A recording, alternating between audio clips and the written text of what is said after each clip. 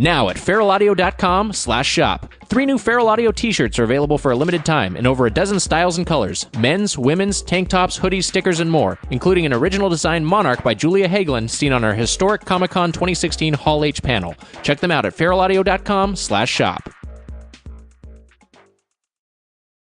Hey guys, this week on Dumb People Town, we've got the star of Harmontown, Dan Harmon. Thank you for joining us on this show. Harmon, ho! That's my catchphrase. I love that. Put that on a t-shirt. Put that on a t-shirt and then stuff it in your... I don't know. Is it fair to say on this episode we find out how the cake is made? We do. We find out how the cake gets made, and for you to find out how the cake gets made, you got to check it out. Dan Harmon on this week's Dumb People Town. Hello, America, all the countries and all the ships at sea. It's Jeff Davis from Harmontown, here to interrupt our show to talk about NatureBox.com. It's snacks, but healthy snacks, delicious, healthy snacks. They got all kinds of cool shit. They send you stuff to your house. You order as much as you want. You eat as much as you want. Go to naturebox.com/Harmontown. And because you're a Harmontown fan and don't know what to do with your life, you get 50% off your first order. That's naturebox.com/Harmontown. Snack it up, motherfuckers. Feral Audio. He wasn't ready, now he wants an alibi. He's got a steady job, he's never known. From Hollywood, California, in the back room of Meltdown Comics, Harmontown is now in session. Oh, yeah.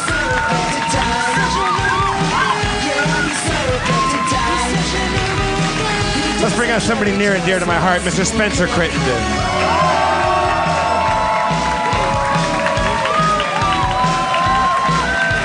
Oh, yeah. And the mayor of Harmontown, Dan Harmon.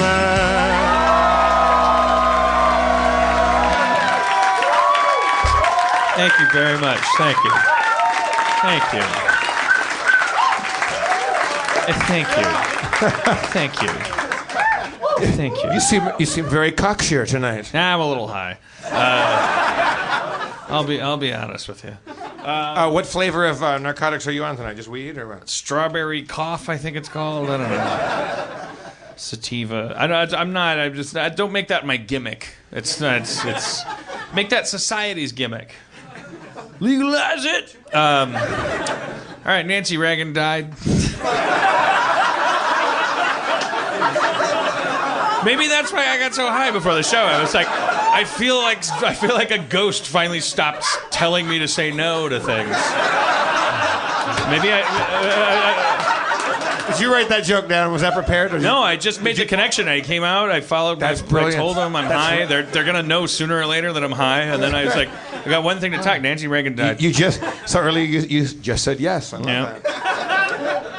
But then, yeah, I'm like, okay. It's not like you've been saying no your whole life. No, I haven't. But yet a floodgate did open more. Yeah, right. Maybe that's what happened. All right. So Nancy Reagan, 94 years old, rich. So you're saying foul play? The curse of the first ladies. They all died. All of these women married first men. All of them are dropping away. In their 90s. Year by year. Norma Taft. You want to be a great serial killer? Kill people who are 94.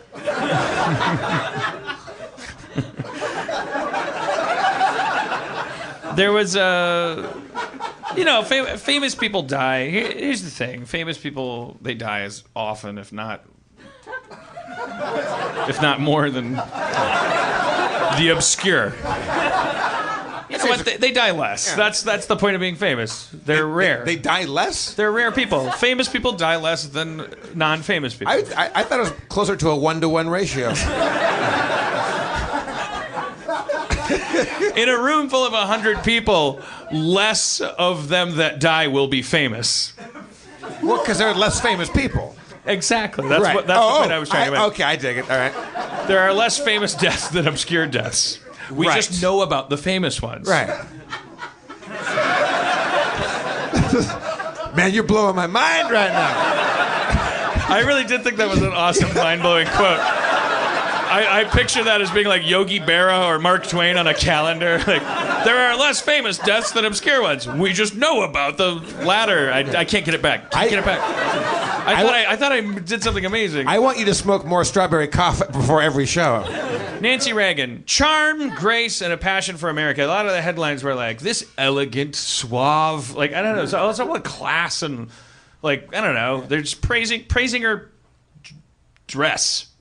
There's a lot of people saying she dressed nice. She wore that red dress all the time. And it's hard. It's like well, okay, she's there's the kind of USA Today article. Everybody kind of chimes in, and you have people like, for instance, let's see, like Obama. He's got to say something. He said, "Our former First Lady redefined the role in her time here," President Obama said in a statement.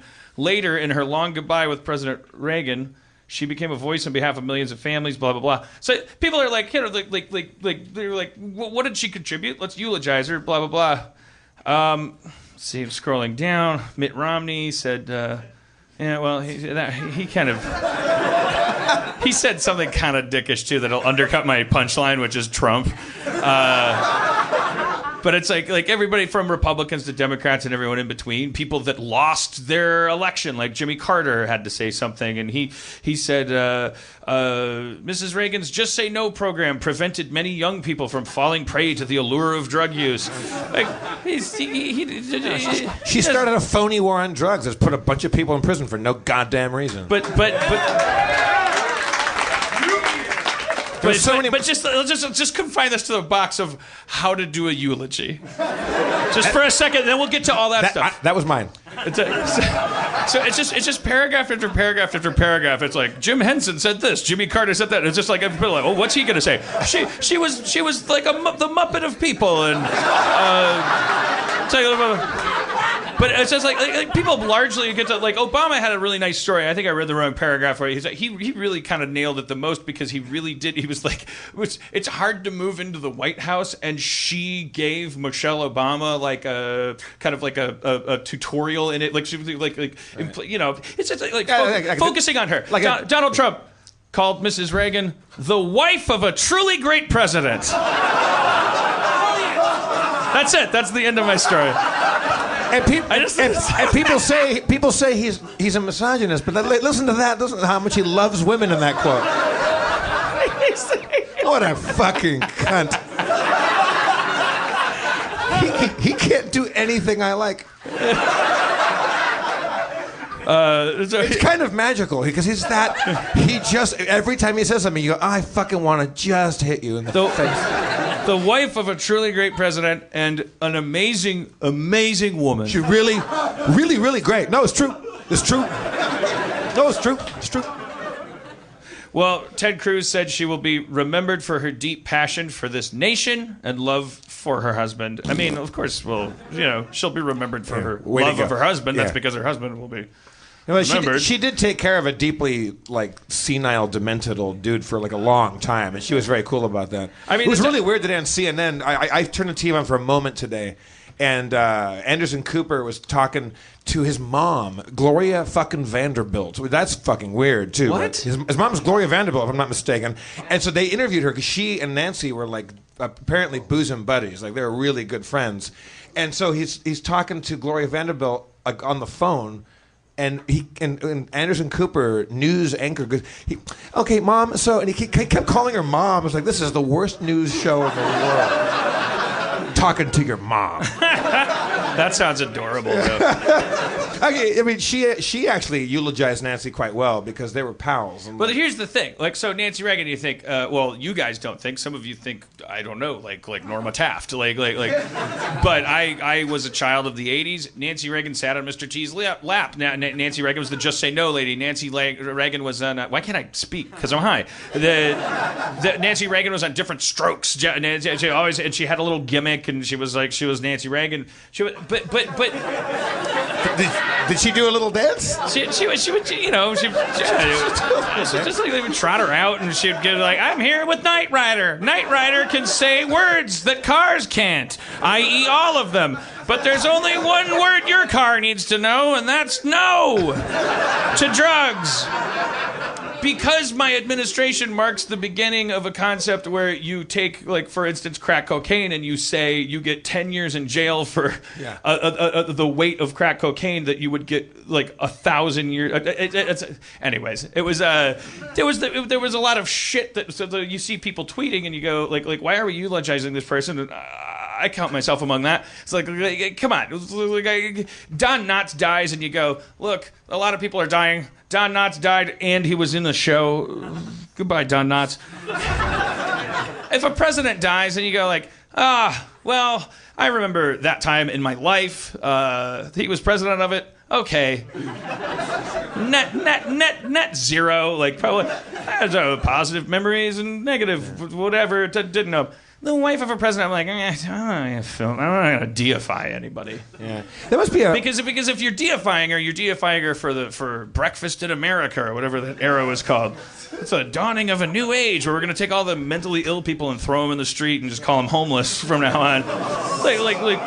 Like that's not her. She wasn't like banging a gavel and saying we should do that. Yeah. She wasn't necessarily. I don't like. Here's the thing. Big mistake we made during that era. The biggest complaint that is the gay community, because they literally not only were they not responsive to what they knew was an epidemic. That they actually there's paper trails of them like going. Let's actually come on. We don't need that much funding for like that area and stuff. Scandalous. And there was a. It was scandalous because it was a gay disease, and and then there's a story I read today, and she just died, so I'm like standing over her grave and going, now let's talk about what a shitty time that was. I'm not talking about her.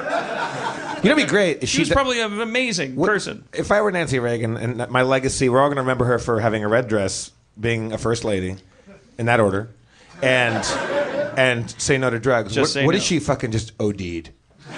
If I were Nancy, I would just say, I'm just going to speedball it. I want you to find me with Dave Navarro on a bathroom floor. Or if she just said on her deathbed, if she just said, like, listen, just say yes. To all of it. Yeah. There was a story I read, and this, it brought all kinds of memories back to me, because it was a story about how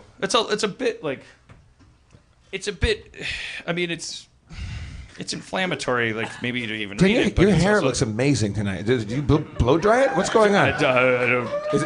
Did you shampoo? What's going on? Just assume you're making fun of me. No, I'm not. I'm saying it looks really nice. Okay, all right. It's having flashbacks to the school bus. This guy cannot take a compliment. I get it. I look good. It's hilarious. God damn it. Dan, just say thank you, Jeff. Thank you, Jeff. I thank you, but I don't know if it's true or not. Your hair looks. Let me look. It looks. I don't know. That's not. I can't see what happens on that camera.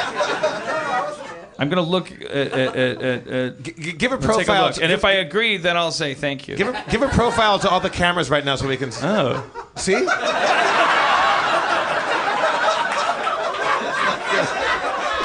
Right? It's looking good. Here. Wow. Is there a way you can see? Can I show you what I'm seeing from when you face forward? Will that work from your camera? Well, it'll involve some coming and going, but you can't airdrop it to me. But is this? Oh well, I can't. I can't see that. No, you need to take a picture of him in profile. That's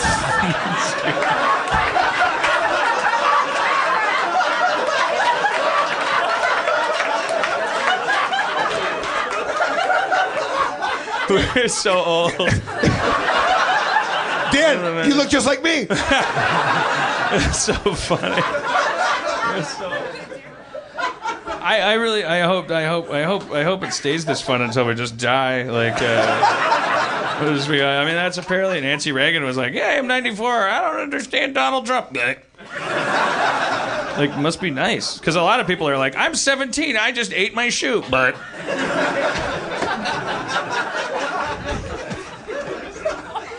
that's a terrible way to die. Yeah.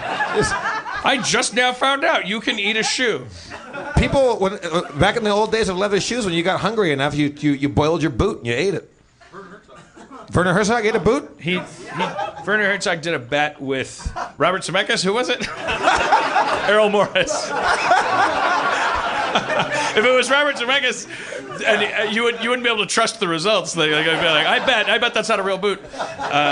He did a bet about. They had some gentleman's bet about the documentary world. I finishing a film on time. Okay, good, perfect. Finish a film by a certain deadline, and go on. Herzog. The bet was that he would eat a shoe, and did Errol Morris shoot Herzog eating a shoe? Yeah. Should look it up. What's that? He fried it in duck fat. Oh, he fried it in duck fat. Oh, fancy. All right. Yeah, I mean, yeah, if you're gonna eat a shoe. What kind of shoe is it? Was it like a Reebok or what? Headline: Nancy Reagan refused to help dying Rock Hudson get AIDS treatment. Is that true?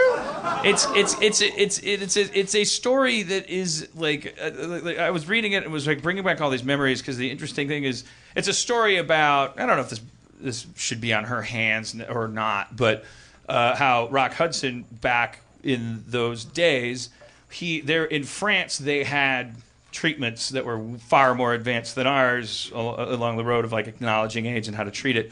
Rock Hudson was like in line to get that treatment, but he was blocked at an international level because this was a French hospital and there was red tape tying it up. And there was a point where somebody had called the White House and said, "This is a friend of Nancy's from the acting day, a friend of Ronald's. If a call from the White House might be able to get him through to this French hospital." And this incident is like sort of pulled apart, and you're talking to each person on the chain. The person that answered that call and went to Nancy Reagan and said, "This is the situation with Rock Hudson." He acknowledges he's on the side of like, this is not about AIDS being stigmatized or anything like that. That it was about objectivity, egalitarianism. Oh God, if we did a favor for our Hollywood friend, can you imagine? Lots of other people, of course, making the very valid observation that, right, give me a break. If Bob Hope had colon cancer, you wouldn't fucking bomb Tibet.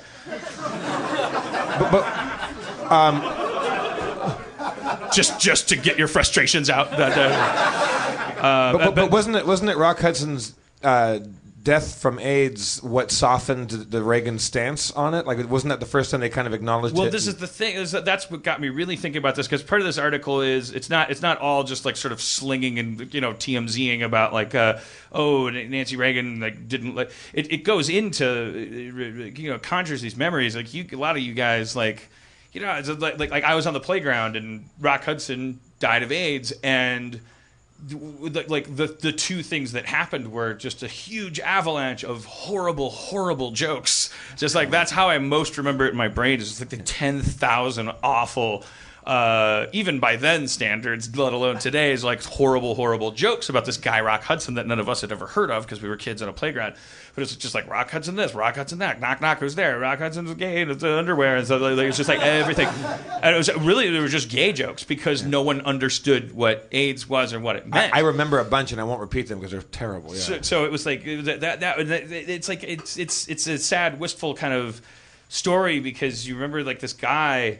Like it's like you kind of wish that he could have known, because obviously he went out fighting and scared and probably deeply ashamed, and like to think, he's sort of the Randy Quaid in the Independence Day, like it's like I'm like he's because everyone acknowledges historically and in fact academically that like Rock Hudson showing up on the radar at that time managed to nudge the meteor that could have destroyed so much more, a little bit out of its trajectory. That people had to start talking about it. There was no choice left anymore, and so all that leads to dollars and cents going and whatever.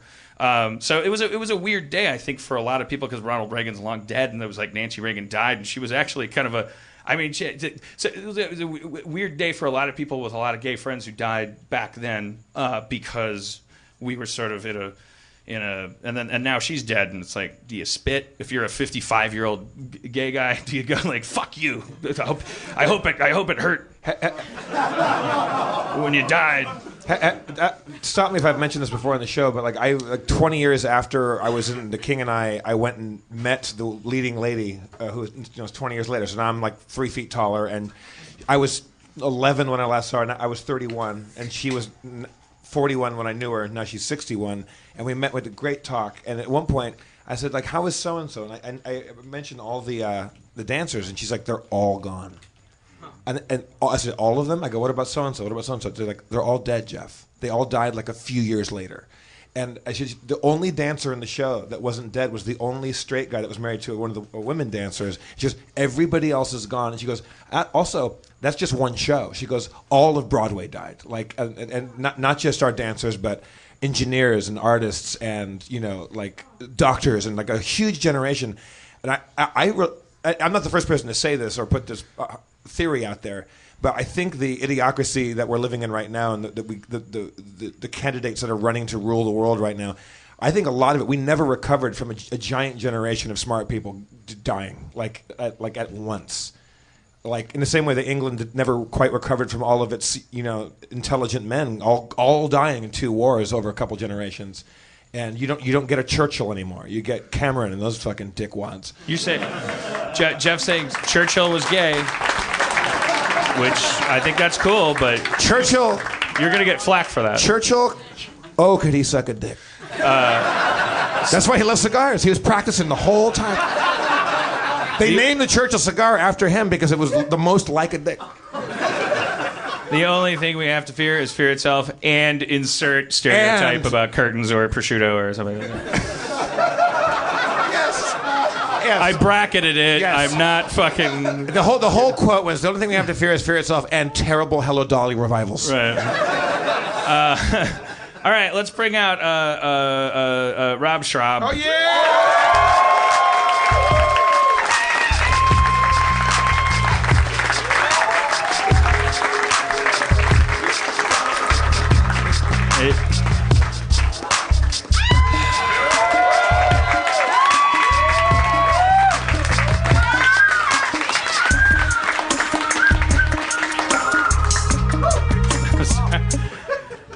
So right before I walked out on stage, he let me know I left a T-shirt that he gave me last week. I didn't. No, I just want to say, if you don't want it, I'll give it to somebody who. Is that where you're sitting so far? Are you sitting far away from him? I sit here every week.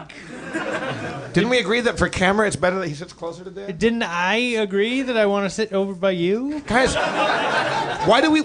Shit, Why do we even have rehearsals, Rob? Why do we come to rehearsal? All right, You guys don't know this, but we do tech rehearsals, dress rehearsals. We do a cue-to-cue rehearsal right before you guys get in here.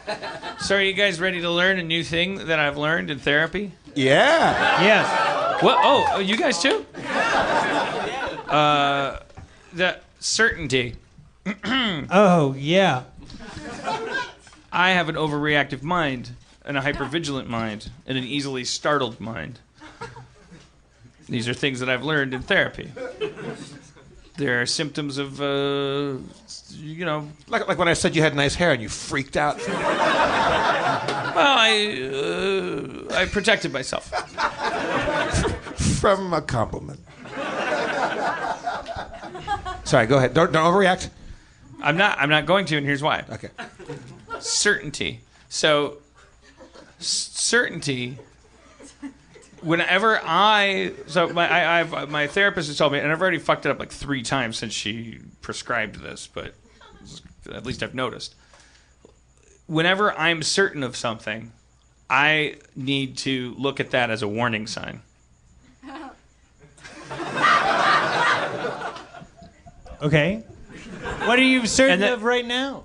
I'm nothing, man. Well, like nothing. Give us a for instance. What's something that you can think of? Yeah, I don't get it. Well, doesn't make any sense. Well, like if you're certain, if somebody says like, nice hair, your hair looks nice, and you're certain that they're making fun of you, right? Then it's like it's before. See what I. What if no one says that to you ever? Well, so what, it doesn't matter. You could become certain of something like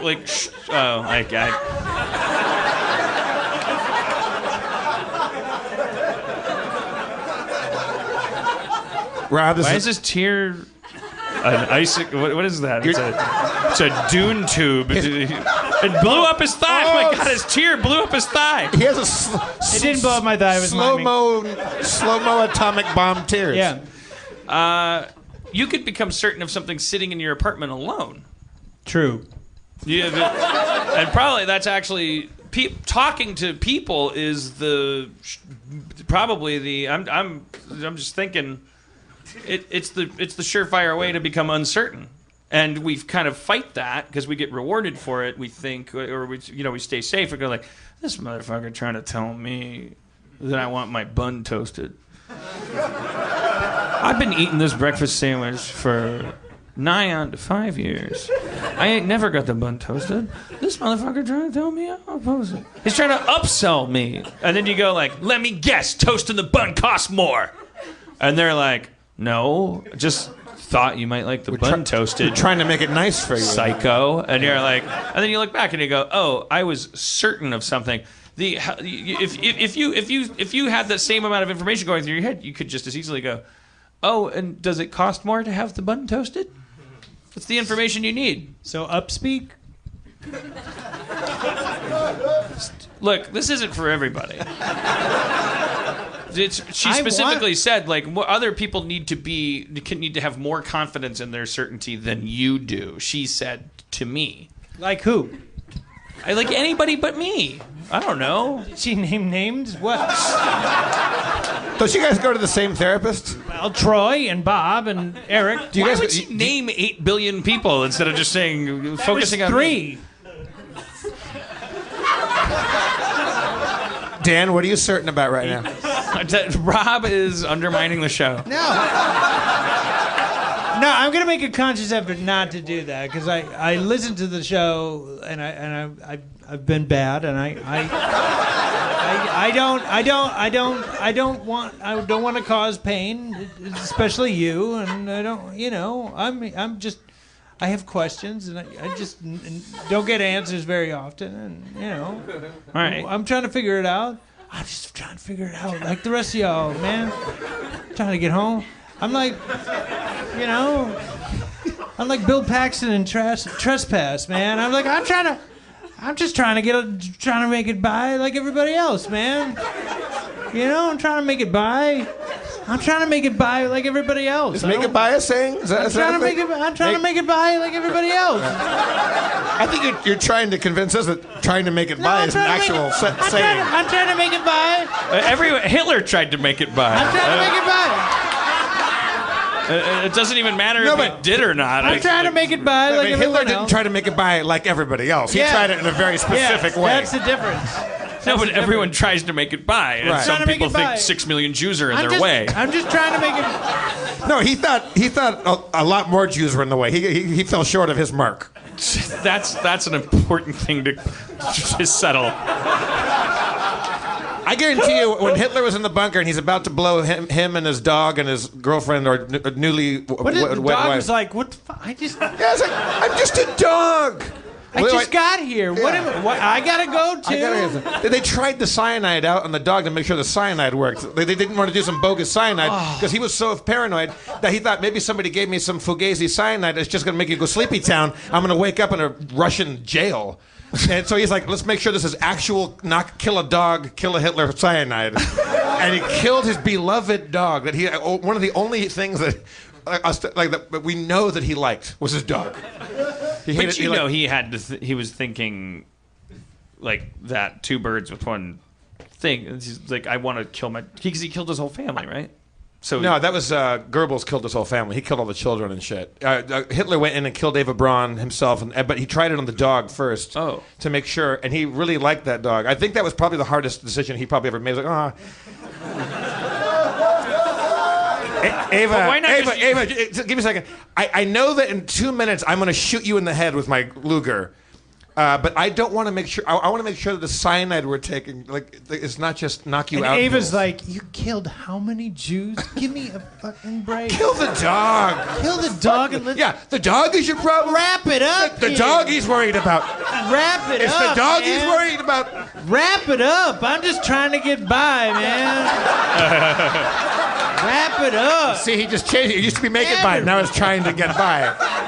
Wrap it up, man. Come on. Just wrap it up. Wrap it up. You think that? If I vacuum this living room one more time, I'm gonna kill myself.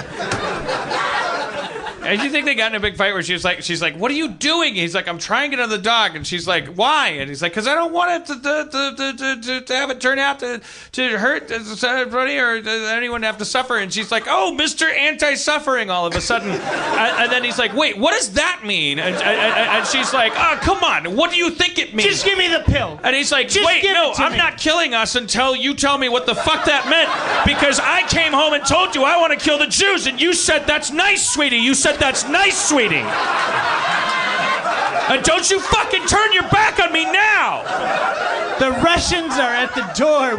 We are about to die. Are we on the same team or not? Just give me the pill. Just give me the pill. It's important to me. Why doesn't anyone care about what's important to me? Hitler. Listen, do you know what a long day I've had? No one ever asks what I want. Anyways. I know. Maybe that was. You know what? Do you think Hitler had a certainty issue too? Yeah. So you think you have that in common? You said there's 8 billion other people don't have what you have, but you think probably Hitler too, right?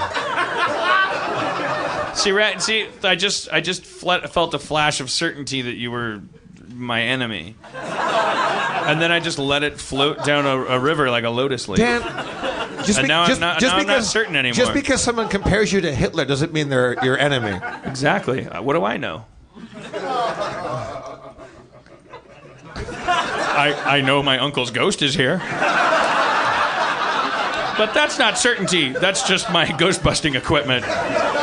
So the EKGs are going up. Spencer, do you relate to that certainty issue, or do you have a whole different kind of angle? Not with me, man, but I get what he's saying. It sounds like his therapist identified a pattern of self-defeating thinking and tried to get him to, identify it early on and intervene before it gets out of control. It seems pretty smart. Yeah. And it starts with me. How about that Ghostbusters? Right?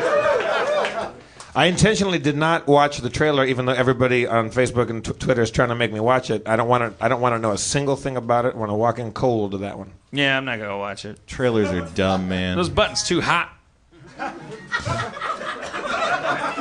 Gotta stay off those hot buttons. I want it to be good because who doesn't want to enjoy something? Well, I feel that way about every trailer. I agree with that because, of course, we all want to have fun at all times. What if but you didn't agree with that? I didn't know that there was a Batman-Superman movie coming out until my this young Latina Lyft driver, she goes, so, are you excited about the new Superman-Batman movie? I'm like, I look up at a billboard, I'm like, oh, I didn't know there was one. And she's like, she goes, are you going to go see it? I was like, if everybody that I like says it's awesome, I'll probably go see it. If nobody says it's great, I will never see it.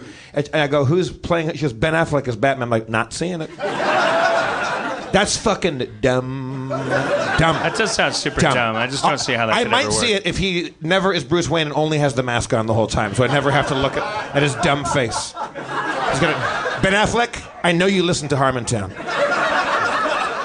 You have a dumb face. I guess I must be pickier because I was actually only picturing with the mask on, and I was still like. No, he's going to Bruce Wayne it up. I guarantee he's mostly Bruce Wayne, I think. The way they've been selling it. Yeah, that's. Yeah. Is he going to? Who's directing this one? Is it some jackass? Zack Snyder. Okay. Zack Snyder. Never heard of it. Do we know what the outfit looks like? Is it going to be a weird? Sister. Is it going to be a weird nipple Batman or a? It looks more like old school, like Frank Miller, Batman. Oh, yeah? Yeah, it's closer to that. Are you excited about it, Rob? You care about such Not things? really. Yeah. I still haven't seen Star Wars. Keychain. Me neither. Me neither. I went to Star Wars. This story's going to start off in a disappointing fashion. I had just done yoga and spin.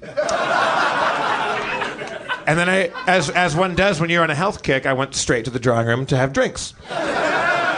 And then my friends said, "Hey, we have an extra ticket to go see Star Wars because it was like the week after it came out. Do you want to come?" I'm like, all right. So I was tired, and if you do yoga and spin and you have 3 drinks, you're sleepy.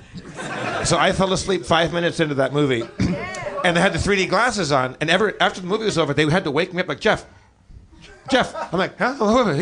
I really 5 minutes in was asleep. It was a great nap because you got great music and this. All the good music, and they're like, "Oh, we thought you were just really in the zone." Like you, I was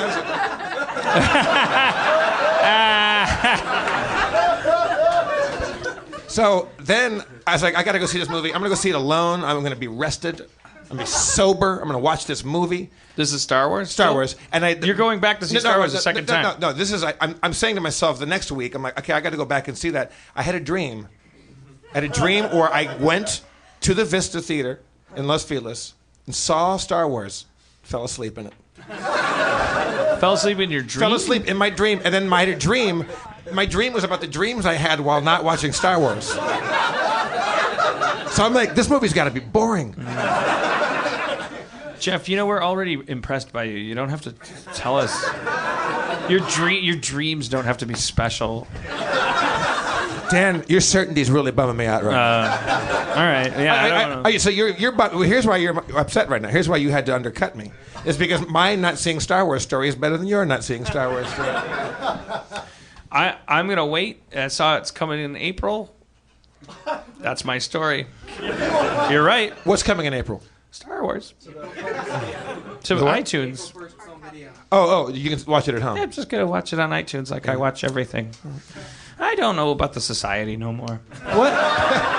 What's the last thing you watched on iTunes? I watched The Omen. I just watched I just tried to watch both versions of The Omen. I didn't know there was a Liev Schreiber version. I watched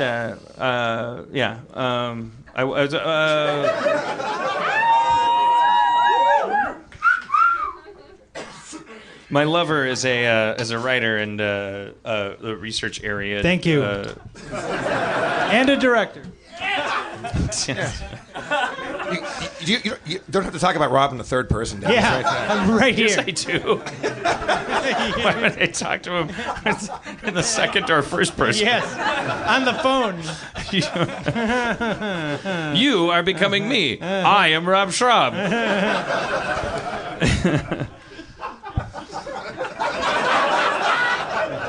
All right. Well, you're saying your lover's a writer and what?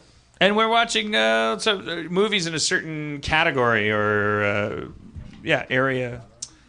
Movies about omens?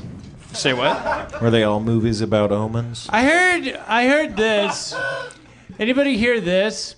Anybody hear what I'm about to say? Yeah. I really hope you just did like a really good bird call. I hear they're having like Six Flags or theme parks are fitting people with virtual reality headsets and stuff, and then you go on a roller coaster but you're on a spaceship and you're flying around and stuff. I want to do that. That kind of is pretty cool. I hate roller coasters, but I think that'd be good. I love roller coasters. Also, if you call them roller coasters, it makes them way better. No, either way, I don't like them, but I'd go. I'd do that. Have you been on X at Magic Mountain? No, I don't like them. It's fucking good. Oh, good. Dave Klein, I love you, brother. I wouldn't like it. You wouldn't like it? Why? I don't like it. You're gonna make chocolate poopies? No, I just don't like roller coasters. You afraid that when you go on a ride, you're gonna make chocolate poopies? I don't like roller coasters. I don't like theme No, parks. I'll explain it to you. It's this weird patronizing tick he has. The last time I heard that, I was in a car driving home with him from an airport, and my ear hadn't popped, and I was in agonizing pain. And I said once between the baggage carousel and fucking home, I said, God damn, my left ear still won't pop. And he went, "You gonna make chocolate poopies?" I'm like, wow, your relationship with need is so fucked up that even I can see it. That's crazy. And he just did it to you right in front of me. It sounds like you're both about to make chocolate poopies. Spencer, you're not about to make chocolate poopies. I can tell by looking at you. That's very kind of you to say. I would agree. I just call him like I see him, Dan. Spencer and I hung out last night. Yeah, we watched this movie. It was great. What was it called? Demons? Demons. Oh, man. See Demons. Something or what? I can't explain it because it's just a bad movie, and explaining a bad movie just sounds terrible. The bad is in quotes. Harmon, I never saw The Other Omens. I love the first one. Is great. Are there more than two? Well, there's The Omen with Gregory Peck, and then there's The Omen 2, where I believe it's Sam Neill is Jason playing, Bateman. Is a grown-up Damien, and he's just like president and stuff. He's just like, we gotta kill Jesus when he gets born, and everyone's like, we're trying, boss. And it's somehow a 3-act movie, but that's all that happened. I fell asleep. We tried. I think I fell asleep during that. I fell asleep. I tried watching that. I think probably with you. And Hey, so I don't want to put this person on the spot if they're like a spot standing right puttable here. person. I'm gonna go with your first name first. I'm gonna say your first name. If you think there's a reason like Justin Roiland told me you're here. Is William here? Yeah. Wow. Hair trigger. Okay, so are you? All he told me is that you're here. He didn't tell me whether or not you might be willing to come up. Are you willing to come up? Okay, well, come up, and I'll introduce you. He wasn't ready, now he wants an alibi. Hey, how are you? He's got a steady job, he's never gonna try. Are you? No, you're. I mean, it'll be interesting if it turns out to be the case, but I guess that process didn't really filter out the possibility of you being a lying sociopath. You could just be a guy that goes, yeah, as soon as. Well, I am a lying sociopath, but also. But what's your that last is true. name? Pew. Yes, and you are the creator of one of the most amazing video games in the world, the Stanley Parable. The co-creator. Co-creator. Oh, right. Yeah. And you're visiting from the UK, so yes. So you've never been in front of a crowd, maybe that exhibit that. You've Never been this size. It's very small there. Are you like, it's just a little island, right? Yeah. But you must have been you. It's a critically acclaimed game, and it's like it's amazing. So you've been in front of adoring people before. Yeah. Everyone loves me. You know. So are you an indie? So you said you co-created it. Who's the other person? Davey Reedon. Okay, a girl. No, Davey is. Oh, I thought you said Debbie. Oh no, I wish. God damn it! This close to fucking applause. Close. So just the two of you, partners. Like, what's the expertise on both sides? So Davey was the main writer, and then I kind of did a lot of script editing, and then I also did the design of it. So the Stanley Parable is this amazing indie game. But before I explain it to them, because I don't fully understand what happened. Did you go to Valve? And no. So we made the game, and then we talked to Valve, and they just publish it. Mm-hmm. Oh, that's fucking amazing. But then they were able to weave it into it's aesthetically. It kind of matches the. Well, we were poor, so we just stole all their assets. Oh, okay. And they just kind of licensed it outright and just threw it out to the public. That's awesome. Those guys are great. He made this amazing critically acclaimed video game where you look at these guys. I'm explaining to you guys. I'm into it. Hello. What's your name, by the way? William. William what? Pew. Puce? Pew. Oh, Pew. Yes. William Pew. You already insulted, all of Britain. I was upset. I insulted Churchill. Yeah. No, I don't. No, Basically, all of I Britain. I said I insulted Cameron. I like Churchill. Yeah, fuck him. Yeah. Shit. Yeah. He's a pig fucker. He didn't fuck it. He just put his dick in it. All right. So, anyways, it's an amazing video game. You never. There's no. Somebody's given birth to a hemorrhoid. Am I like? it's like a third-person shooter. Go for it, and then. But there's no shooting, and you just walk to this thing, and it's based on the narration. There's a VO that keeps explaining about you in the third person. Voiceover. That Stanley did this and Stanley did that, and so you're coordinated with the voiceover up until a definitive point where there's like a red door and a blue door, and then it says, so it's been telling you, Stanley looked around the room. Well, there's nothing really to do but look around the room. Stanley walked down the hall. Well, there's only a hall you could walk down, but there comes this definitive point early in the game where there's a red door and a blue door. I'm paraphrasing. I don't know if it's literally that. I can't remember. But and then the voiceover says, Stanley thought about it for a moment and then walked through the red door. But you can do either thing, and so you have to decide right in that moment: am I going to keep doing what the voiceover says that I'm doing, or am I going to definitively do the opposite? What did you do? It doesn't matter. It puts you in that experience, and every choice that you make has like this tree of. Is it a console game or an app game or? It's PC and Mac. All right. Yeah. And what is it? And there's a tree in it. A tree of logic. Yeah. How old are you? You look 11. I'm 22. Jesus Christ. So twice 11. So what? So when? That's did how they say 22 in England. There. I'm twice 11. You were 19 when you made it. But when do you start? So as you must have been like a little lima bean when you started getting interested in computers. Yeah, and things? I used to be a plant, but now. What's your earliest memory of interfacing with a computing machine? When did you germinate? I think when I was 10, I learned Flash for animation and shit. So you started. That's when you started coding. Yeah. When he was twice 5.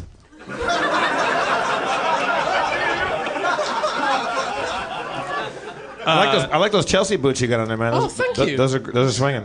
Oh. Where'd you get them? Get a room. Leeds? Leeds. Oh, they got fucking good boots up in Leeds. Yeah. Are you from Leeds?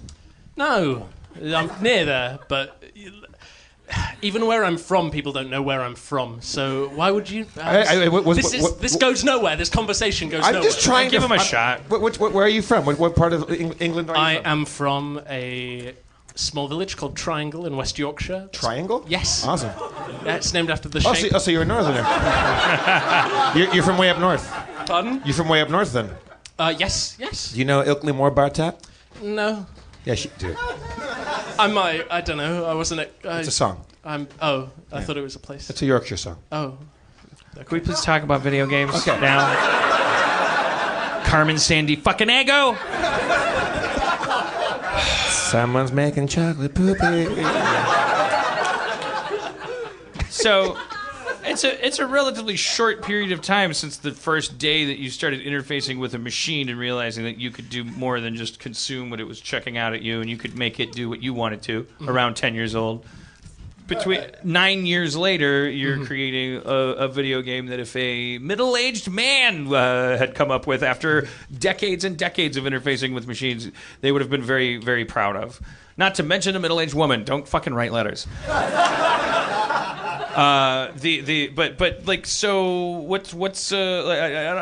want to ask you a couple things first. There's a tree of things that I could ask you as a kind of parable.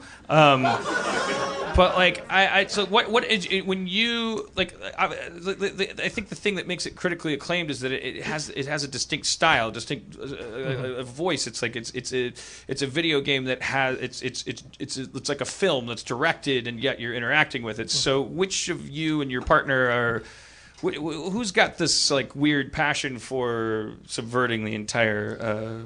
That was both of us, I suppose. Yeah, you don't want to throw him under the bus and he's the nuts and bolts guy. He did a lot of very important work, but it was all me. That's the important thing. Yeah, hire me. Pardon? What? I mean, does this represent? Are we getting a glimpse, since you are so young? Are we getting a glimpse at something that you wish had you the resources? What can you Do you? Is this what you want to keep doing? Is this just the beginning? Yeah. I employ people now to do that for me. So what's your vision of the ultimate video game? Are you excited about VR? Yeah. I'm here to work on a VR thing with Justin. Actually. All right. I wish he would have told me about that. But Voice Rover.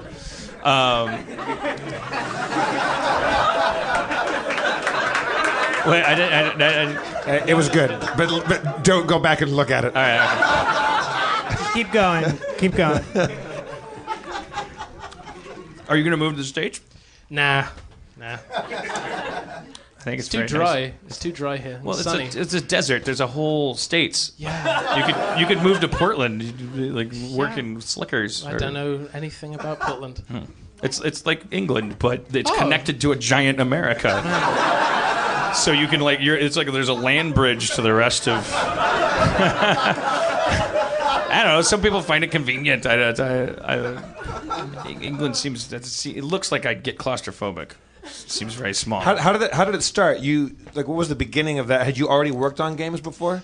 Yeah, I'd done stuff called mods. So like you take a game that already exists like Half-Life or whatever, and then you just change things. You make things out of the already existing parts, and you move it about, and that's what I did for a while. What kind of mods did you make? Are they just unofficial, just for your own things, or did you yeah, I release mostly anything? made maps for Team Fortress 2 and Awesome. Left 4 Dead. Okay, cool. Oh, so you weren't an employee of the game manufacturer? Oh, no. You were just doing it on your own? No, I don't think it was legal for them to employ someone that young. Oh, really?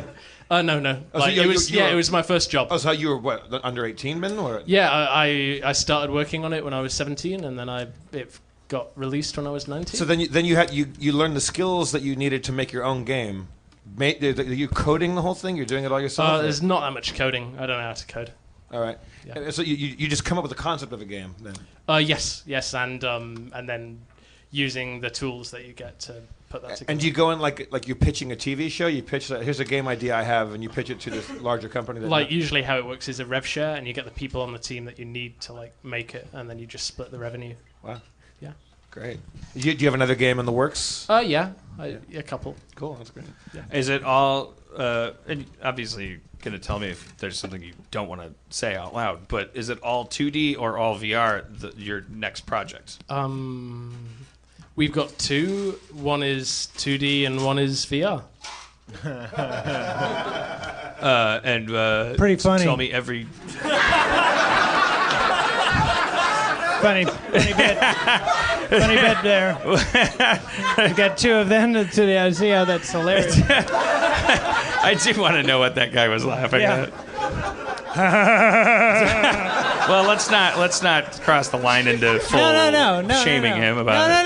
No. But No. Sir, I'm gonna look down and close my eyes. If you want to just call out maybe what it was that was amusing you. His reaction. The Williams reaction. Yeah. How did I react? Just subtly, I don't know. You made Oh. a face. Good. Something that's. There's several layers. No, it's okay. We don't want to improve. He's just having a great time at your show. Jesus Christ. Yeah, come on. Hey guys. What is wrong Nobody's with attacking you? Make sure you guys are laughing for the right reason. Yeah. No. Stop this fucking Paid wrong to laughing. see you. Wrong laugher. You're a wrong laugher. Wrong. Unreal. Guys just has a good time. He's just trying to make it by. Just trying to make it by. This is the only happiness in his life. And you make fun of shame. It's terrible. Yeah, that'll save everything. Keep it going. Did you just vodka shame Dan right now? Our show runs on vodka. That's the gasoline. William, do you think that mankind needs to be governed? Here we go. Depends what you mean governed. How do you mean governed? Not in a hot way. Right. Not like a harness. I mean, just like told what to do. Yeah. I mean, Yeah. yeah. Why do you people keep calling each other governor? All right, okay. I mean, come on. Let's take the gloves off. Let's take the gloves off. Y'all can't be governor, right? All right. Ding ding. We were all thinking it. Come on. Oh wait, I get Why it do you now. people are going, good morning, governor, good morning, governor? You can't all It's be a governor. it's a term of respect. Okay, all right. Okay. He shut you down right fast. Yeah. I could have got there by myself. Yeah, it's called respect. Yeah. Right. Okay. All right. But can't you also say you can use it ironically, call somebody gov when you're making you're not respectable? No one actually says it. No. No. It's, But you knew what I was talking about. it's a stereotype, like how no, we say all Americans are idiots. You know, it's not. No, but It's not true. that's actually not a stereotype. No, That's true. That's it's not an absolute truth, but it's heavily backed by a lot of The research. last 100 years. It's an allowable statement. Is what it is. I do love. Do you live in London, William? Nope. No. Middle of nowhere. Middle of nowhere. All right, In triangle. Triangle. Triangle, Yorkshire. Yeah. Okay. He said triangle. He lives in Triangle. Why is it called Triangle? Because that's what they called it. Why do they call it Los Angeles? It's in the shape of a triangle. It's The because city is actually. come on, It's you a guys. village, yeah. It's because they crush all the puss. Oh. They don't call it. It's That's what like the flag They don't says. call it crushing puss in England, then. No, I'm saying I'm crush all translating the it to you puss, guys. Governor. We govern all the puss. We govern all the puss, Governor. Yes. Welcome to the Pink Triangle, where we govern all the puss. So, have you achieved? Were you born? Were you low-born, high-born, mid-born? I was low mid-born. Low mid-born. Yeah. Yes, my low mid-born friend. I'm representing you. Have you changed much on that scale? It's like, so how does that money come in? It's like Valve. So they take a cut, then we split it down depending on. And they just treated it like a publishing house, and it was your book, and they published it. They don't even do any services like that. They just put it on their site. Was it strictly 100% on Steam? Yeah. And just like you're rich. Rich? Would you Yeah, call yourself yeah, rich? yeah. What do you drive? I don't drive. What's that? I don't drive. I don't drive. Yeah. Me neither. But I'm not rich. I have people. Yeah. I was just wondering. I just wanted to hear like an Aston Martin or something. I don't know what I was looking for. Mm-hmm. It's so tiny there. You could walk. You can walk everywhere. Yeah, you just. You can walk to all 4 points. I'm in. All four points All right. of the triangle. Okay. Yeah. Okay, I messed up. He doesn't live in square. Oh, that's what I got. I screwed up. Really Got it wrong.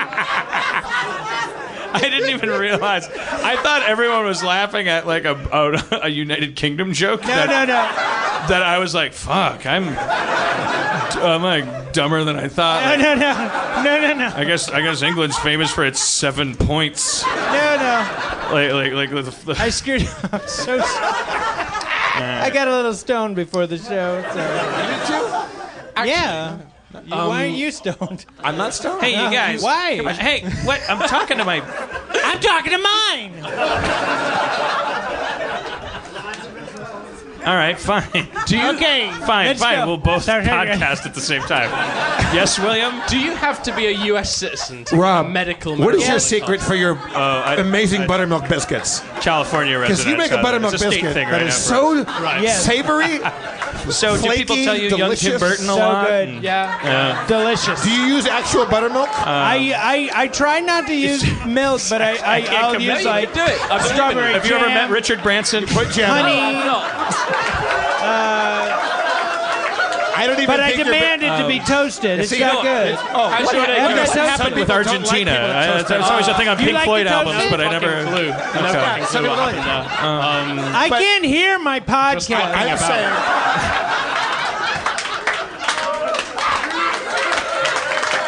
All right.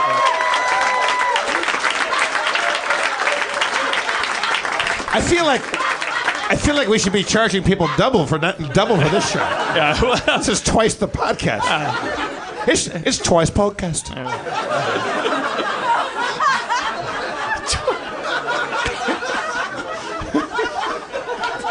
Spencer, do you have any questions about? Spencer, do you have any table magic tonight? Oh yeah. Do you got any? Does anybody have a? Why do you have a table? Why do you have a table? Because the other you don't table's put in the anything shop. on. You don't put any. Is it just for your water bottle? Yeah. Why does he have a table? Well, I don't request a He's table. gonna do some close-up. Because he used to roll dice on it, and that stopped 3 years ago. And he said, "Let's I know one thing. Let's keep the table. Because we're too lazy to change our writer. It'd be weird to have Spencer sitting in a chair down there. Yeah. We have the same watch. We have the same watch. Oh shit. Oh, the Milanese loop. Wait, yeah, there we go. Yep. What do you think? What do you think of the Apple Watch? Well, this isn't on. It's merely a fashion statement. I can't be asked to judge it. Just to have one in your pocket, or you? Well, I was wearing it, but it annoys me. The strap me too. catches in your arm hairs. Doesn't it? Yep. Yeah. Yep. Fucking awful. It's watch. It's like, oh, you put an iPhone on my wrist. It reminded me that I was so happy that watches didn't have to be a thing anymore. And yep. I don't know. I keep giving it a shot though. I keep feeling like, oh, see, there's a text. Do you do the stand up every fucking 10 times a day thing on it? He's supposed to. I want to turn that back on. I turned it off, but I find myself going like this a lot. Oh, yes! Because there's a text that I'm holding. I think I'm like, Sarah and Erica nailed it. Okay. Because you're usually holding a drink in your other hand. Yes.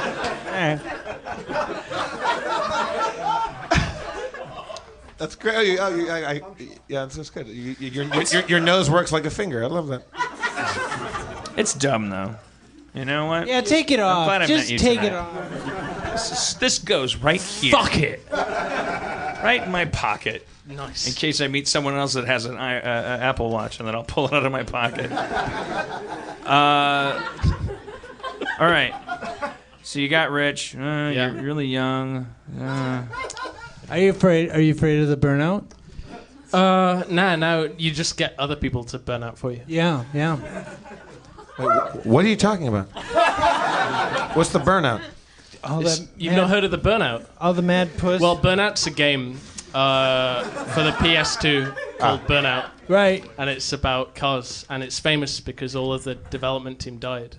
Oh. Like at once in a plane crash or what? No. They had to launch it in a really short amount of time because of publishers and stuff. And so what happened was they had to do crunch, which is you work 16 to 20 hours a day. And what happens is they did that for 6 months, and then at the end, within a year, all of them had died. Of various illnesses? Yeah. Really? They call it the burnout. Is that that's why? Is that real? Is that real? No, it's No.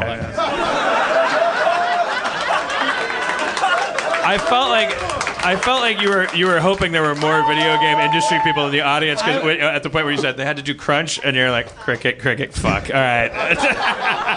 Wait, what is the burn? Why would you be afraid of the burnout? Because it's like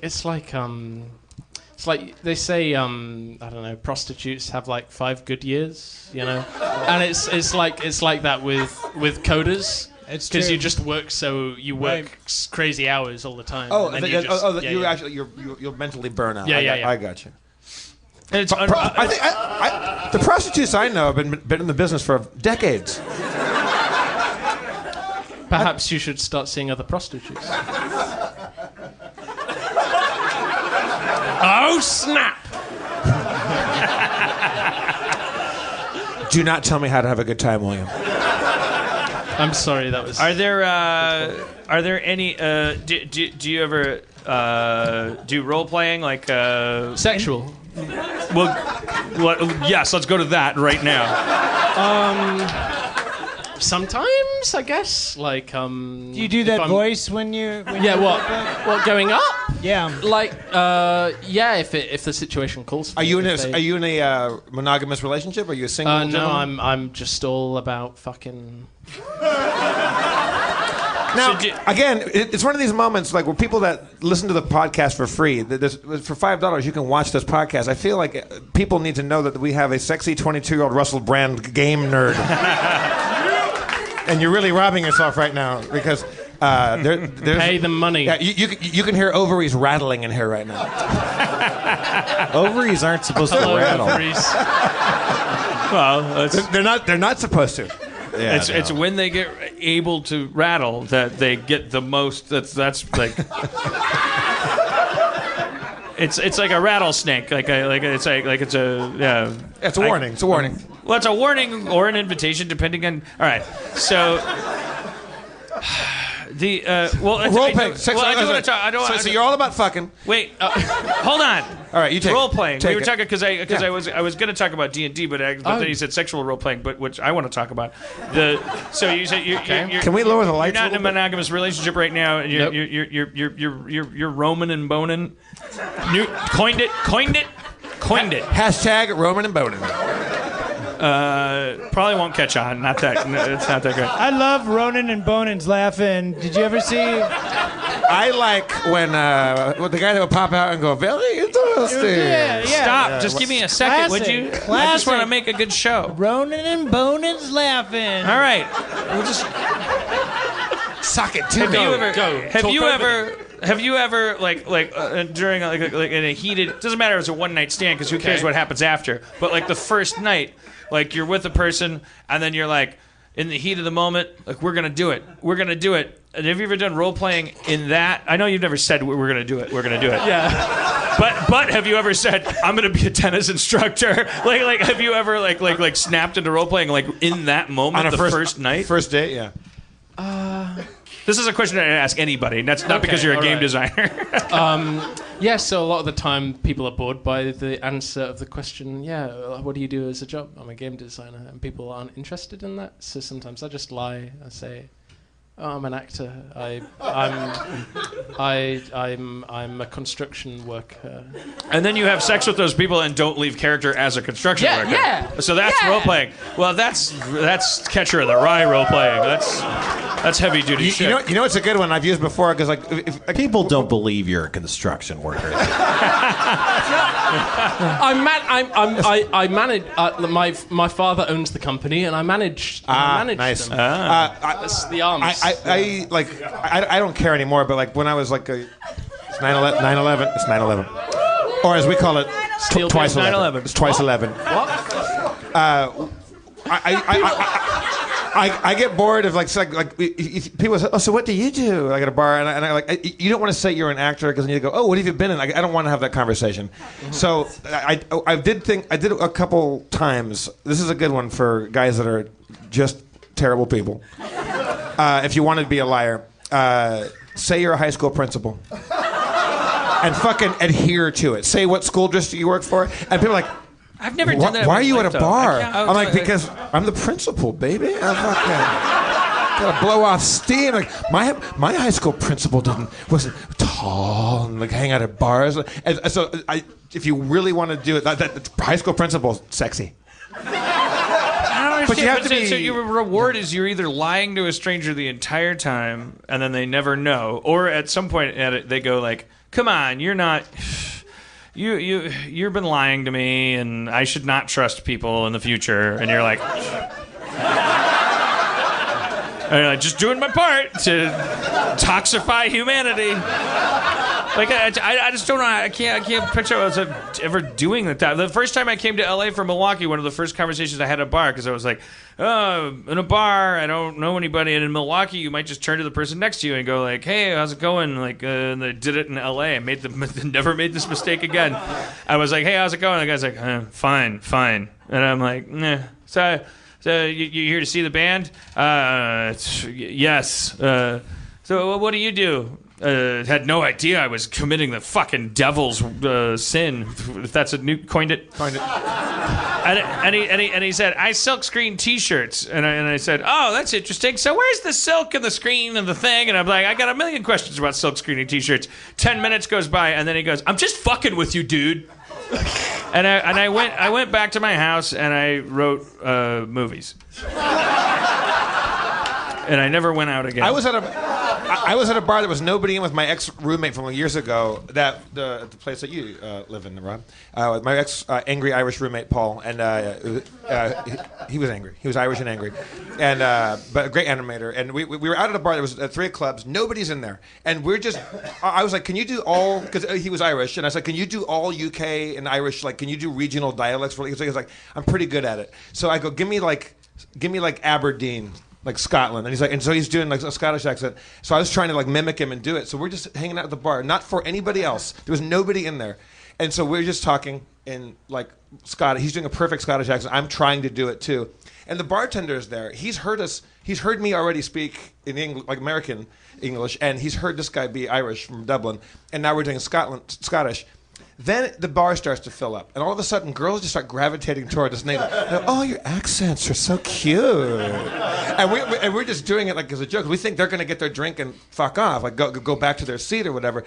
So now there's this girl, and she's hanging out, and so we're doing this is away from Aberdeen. How far is that from Edinburgh? I'm making it up. It's about it's about 50 kilometers. And I have no idea. And she's like, oh, that's so cute. And then she invites now her posse shows up. She invites all the other girls over. So now we're like, we've been talking to this girl thinking she was going to leave for 5 minutes. And then there's this really hot girl, and she goes like, would you? I really want to go home with you, but I just have to talk to my dad first.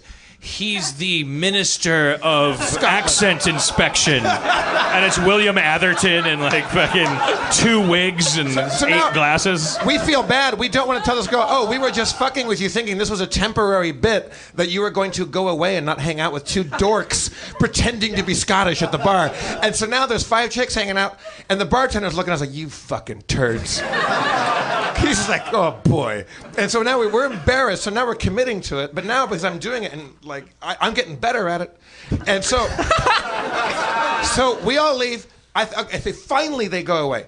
And I thought, okay, boy, that took a lot more effort. We almost fucked those girls. Woo!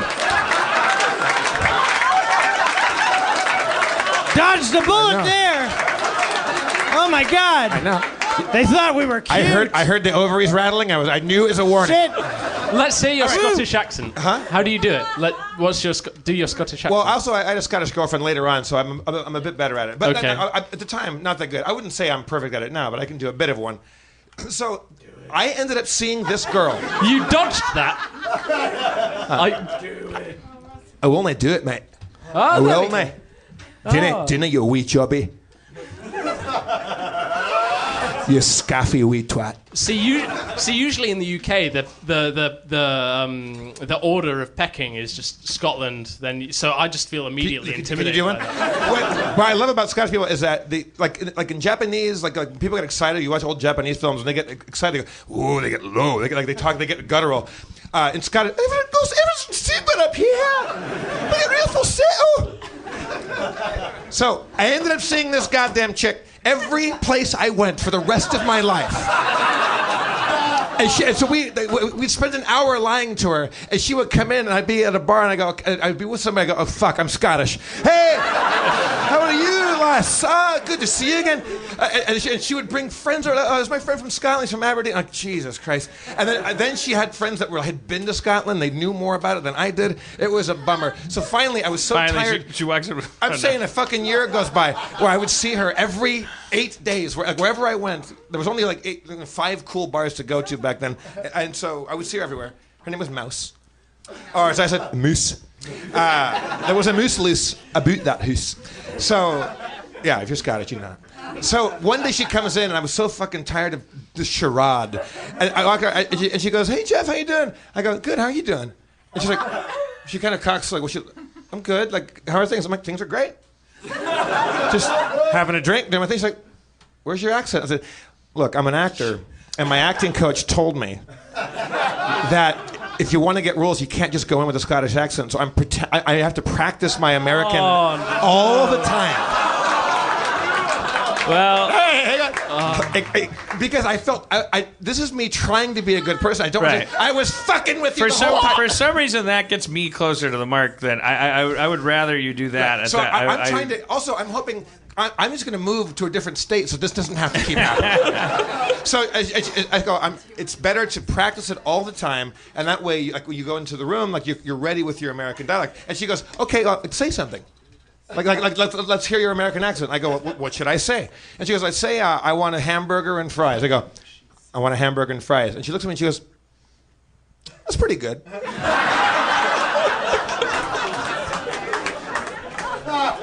All right. I since years later ran into her and told her the truth that the whole thing was fake. And she's here tonight, and she's got a gun. She's got a gun. No, she's dead. That woman's name? Nancy Reagan. Oh.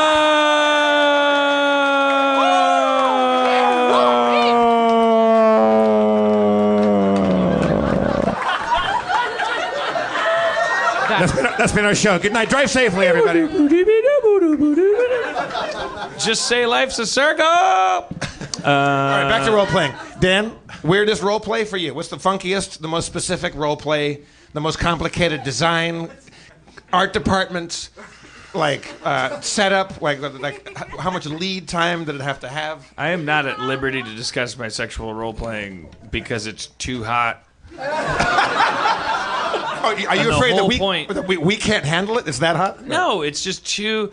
I have discovered recently, after living my life, going like, I wish, when I was on the playground, it's like, hey kid, why you get boogers on your jacket?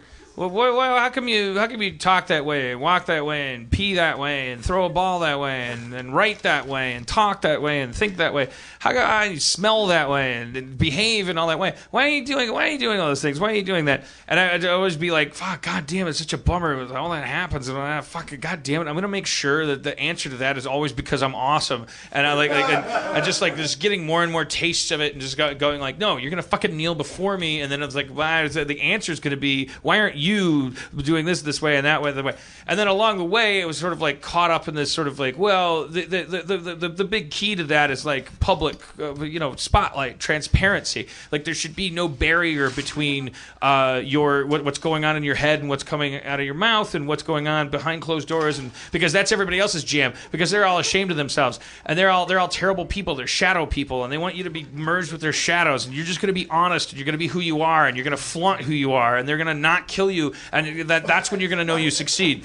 Then I spend my life like tricking people into situations where they're tempted to try to kill me so I can prove that they can't, so I can be alive and consider myself a success. And it's just this fucking syndrome. And then it culminated in a public relationship, and I got married, and like now I'm divorced, and it was like we none of it matters. And then I go like, oh, what if where you put your dick and what you did with it and what made it hard and when it came and where you shot the cum, like what if that was like kind of like, I don't know, what if there was a little bit of a box around that? What if you made a box around here, and what if everybody that you knew intimately, like there was a box around them, and it's like, oh, I guess that would be called privacy, and then you can yeah. I mean, I wish I want nothing more than to be able to tell people like what I get up to when I fuck. But the fact is, society couldn't handle it. And that's why I'm able to come. That's the only thing that could ever make me come. So if I told you, you'd be like, whoa! And then I'd be like, and then my dick would be like, meow. So then I'd have to go further. And then I'd be like, I'm hard. And you'd be like, that's crazy. And I'm like, yep, it was. And then, so I'm in a sweet spot. I got some tricks. I got some costumes. I admire you, like, having that privacy for yourself. That's good. Yeah, your sexuality, like, should be sexy, and it should be your own dirty little secret. I go to criminal places. Terrible, low, ethically horrible places. I'm not coming until like, a hate well, that's crime not has true. been committed. I can tell. I all the time. It's I just want to make sure, because it's like, well, what if you can only go to that place? No, but I'm saying I go to terrible, dark crevices of the human imagination. Because you're not supposed to. But with somebody who's consensually into that too. No, God, no. Oh, consent? shit. No. No. Oh, God, no. Damn. Jeff, that's the whole point. Yes. With the consent of adults. Yes, but it's horrible, and there's really no way it never wouldn't be horrible. Like, and it's like that's a thing. It's like it's like oh, let's all live in this society where we all kind of talk about everything, and all the language is monitored, and if you say this, then you intend this. But that's not really true, because we know that the people that are really good at saying things right are some of the worst people in the world. And then we're down here policing each other's language because we're so caught up in the idea of language being intent, but we're still disguising it down here, because when you get behind closed doors, it's all about like it's thought and it's intent and stuff, and it's like the way you treat each other, it should be I got nowhere to go with that, but it's a lot of babysitter stuff. That's the short answer. The short answer is babysitter. The short answer is it's a lot of babysitter stuff. But I mean, it's beyond that. Okay. That's the baseline. Have you ever dressed up? Taking care of my kids. Have you ever dressed up either yourself my wife's or working at the hospital? Have you ever dressed up as yourself or your leva, as you call her, in period costume? Have you ever gone into a different era? Well, yes, the 80s. Yes. Yes, my high school, yes. Okay, yeah, that's good. I like that. But no, nothing, no dangerous liaisons, kind of like Oscar-worthy stuff yet. Well, but William, I can get into that. William, do you go into the costume realm or? Yeah, well, as an actor, what I get is I get the. What's your favorite film that you've been in? The Independence Day. All right. See, we're role playing right now. The Independence Day. Yeah, the Independence. Yeah.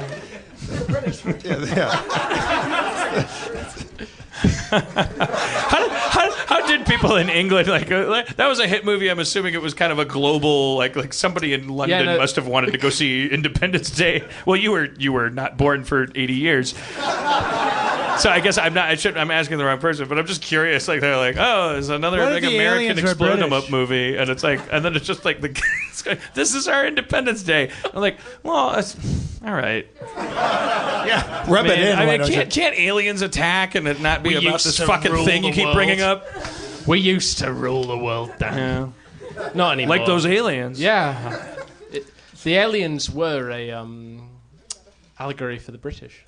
But don't you think the British pilots, because weren't there a bunch of like international pilots on that tarmac when Bill Pullman's making the speech of that movie? Isn't there like a good? They should have a shot of like 20 British guys like pulling off flight helmets and going like, you know what? If you're gonna make it fucking complicated for us, and also he's I didn't sign on to this allegory. And that scene is absolutely ripping off Shakespeare because that's the St. Crispin's Day speech. And, yeah. So that's in your face, England.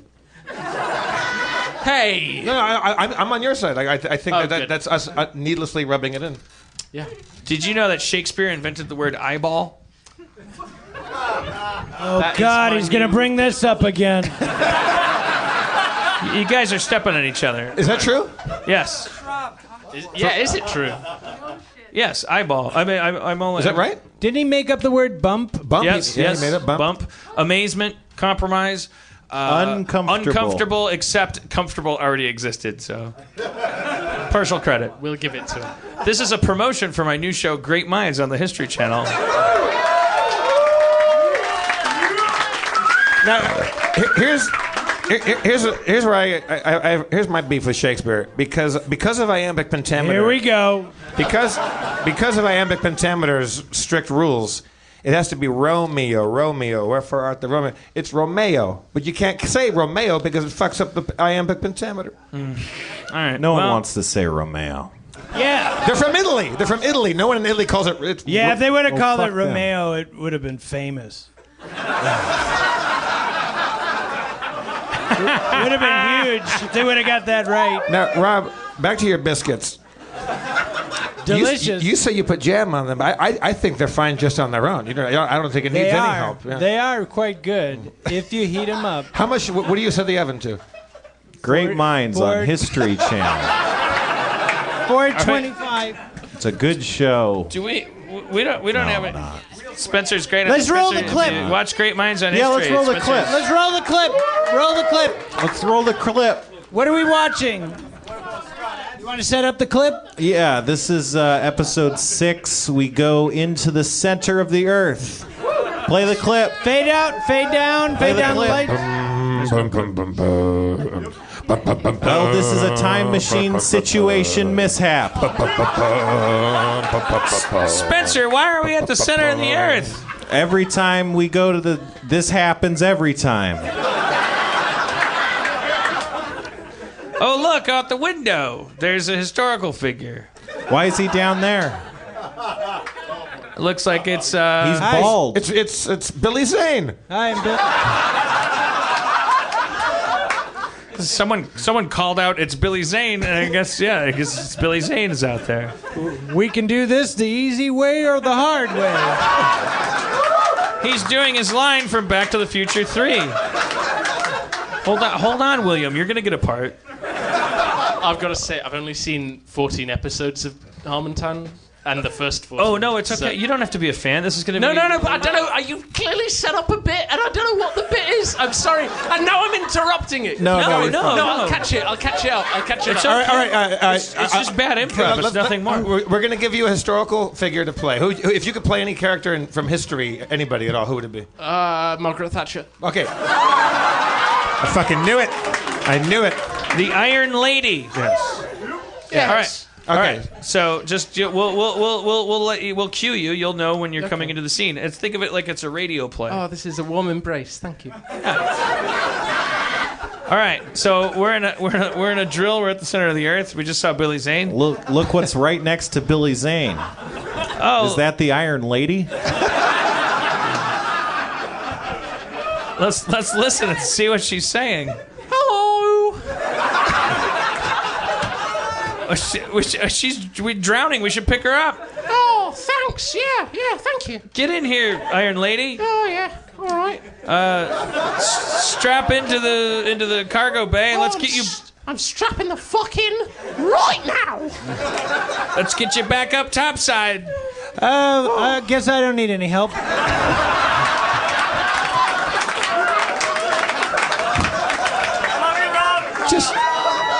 You just left Billy Zane in the center of the earth. There's only 3 seats in the center of the earth driller. That's fine. All right. All right, here we are back. I was in 5th season. Spencer, either you have to get out with Margaret Thatcher, and I'll go back down and get Billy Zane, or I'll. No, you leave the fox with the chicken feed. Why don't you? Will you go down and get Billy Zane? Oh yeah, I'll go. I'll be right back. You guys sit here. I'll drive off in the mobile. I smell double podcast coming on right now. It looks like we've come up above ground here in Kentucky. Yeah. Margaret Thatcher, you look terrible, and come on. No, you've been through a lot. Oh, yeah, I have. Yeah. Let's get you clothed and fed. I am clothed. What are you talking about? Let's get you a new change of clothes. Oh, it's yeah, not all yeah. lava and dirted up, and then we'll go get you some food. Oh, thanks. Thank you. Clip clop, clip clop, clip clop. Billy Zane, are you down here? Help me! Dear God, help me! Where? Help me, please! Help me, please! They left me behind. Help me! My leg's broken. Bones sticking out of my leg. It hurts so much. Help me, please! Help me! If that was the case, why were you just quoting earlier lines you've done the last time we I'm encountered delirious you? from the pain. Fair What point. are you're questioning me? The bone is sticking out of my leg. You sure don't like is. how I was speaking before when you left me? Yeah, no, it's really souring my my benevolence here. I'm gonna get out of here. No! You're gonna leave me luck. a second time. Please right. help me. I'm Billy See ya. Zane. I loved you on season 6. Shit. Meanwhile, at Abercrombie and Fitch, why would I stammer and find Fitch? Was I gonna beat Fitch? Abercrombie and Diamond. What was I gonna? I was gonna beat Fitch. Fucking idiot. Meanwhile, at Abercrombie and Fitch. So that looks great on you. No, I think I prefer the blue one, actually, you know? All right, well, let's... Excuse me, I hope I don't interrupt you, but we're about to close the store. Look, we're going to need a bit more time, all right? All right, well, here's the keys. Oh, thanks. Turn the lights off and lock the door. Yeah, all right. Okay, yeah. and make sure no one steals all this money that I laid out. No problem. Laid out all the 1s and 5s and 10s and 20s and 50s. Yeah. All on the table. We'll be real responsible. Please don't let anyone steal it and put it in like these trash bags that are right next to. All right. Yeah. So please, keep those keys. I'm just gonna walk home because it's too hard to take my car key off of the. I'm just gonna walk home. All right. So okay, you look like good people. elaborately set up, so we're gonna fucking case this joint. Maggie! Yeah, what? What? He just put his trust in us. And What a girl wants, what a girl needs. Montage of trying on clothes and then stealing things. Margaret Thatcher! You're corrupting me! Yeah, I corrupted the fucking British morale, but you know, I don't give a fuck about that. Shots fired! All right, it all culminates in us filling up bags with cash, and also you come out of the dressing room in the perfect dress, and I'm like, that's the one.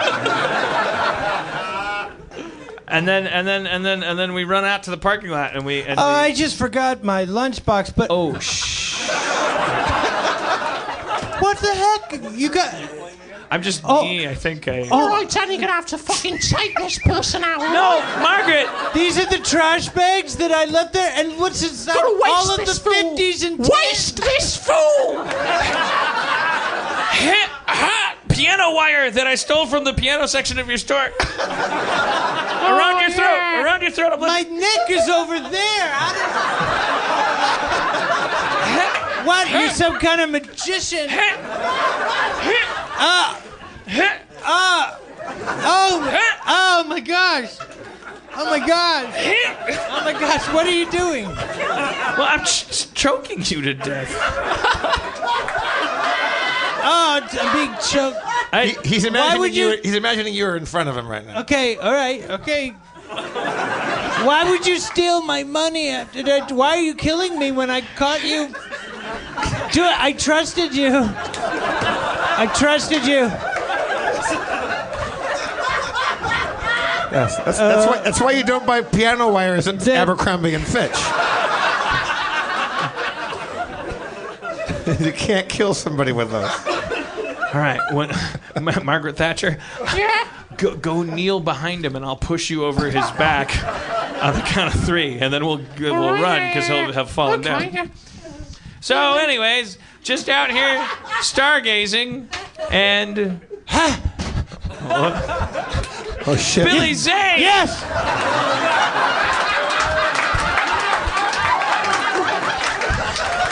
It took 11 minutes for me to crawl up here, but I'm finally gonna get my revenge on you, Margaret Thatcher, for breaking my heart. Oh, fucking hell. Yes, that's what we're gonna do. What? Come with me, Margaret Thatcher. Oh, no. Oh, no. We're gonna fucking hell. Later in hell. Oh, yes!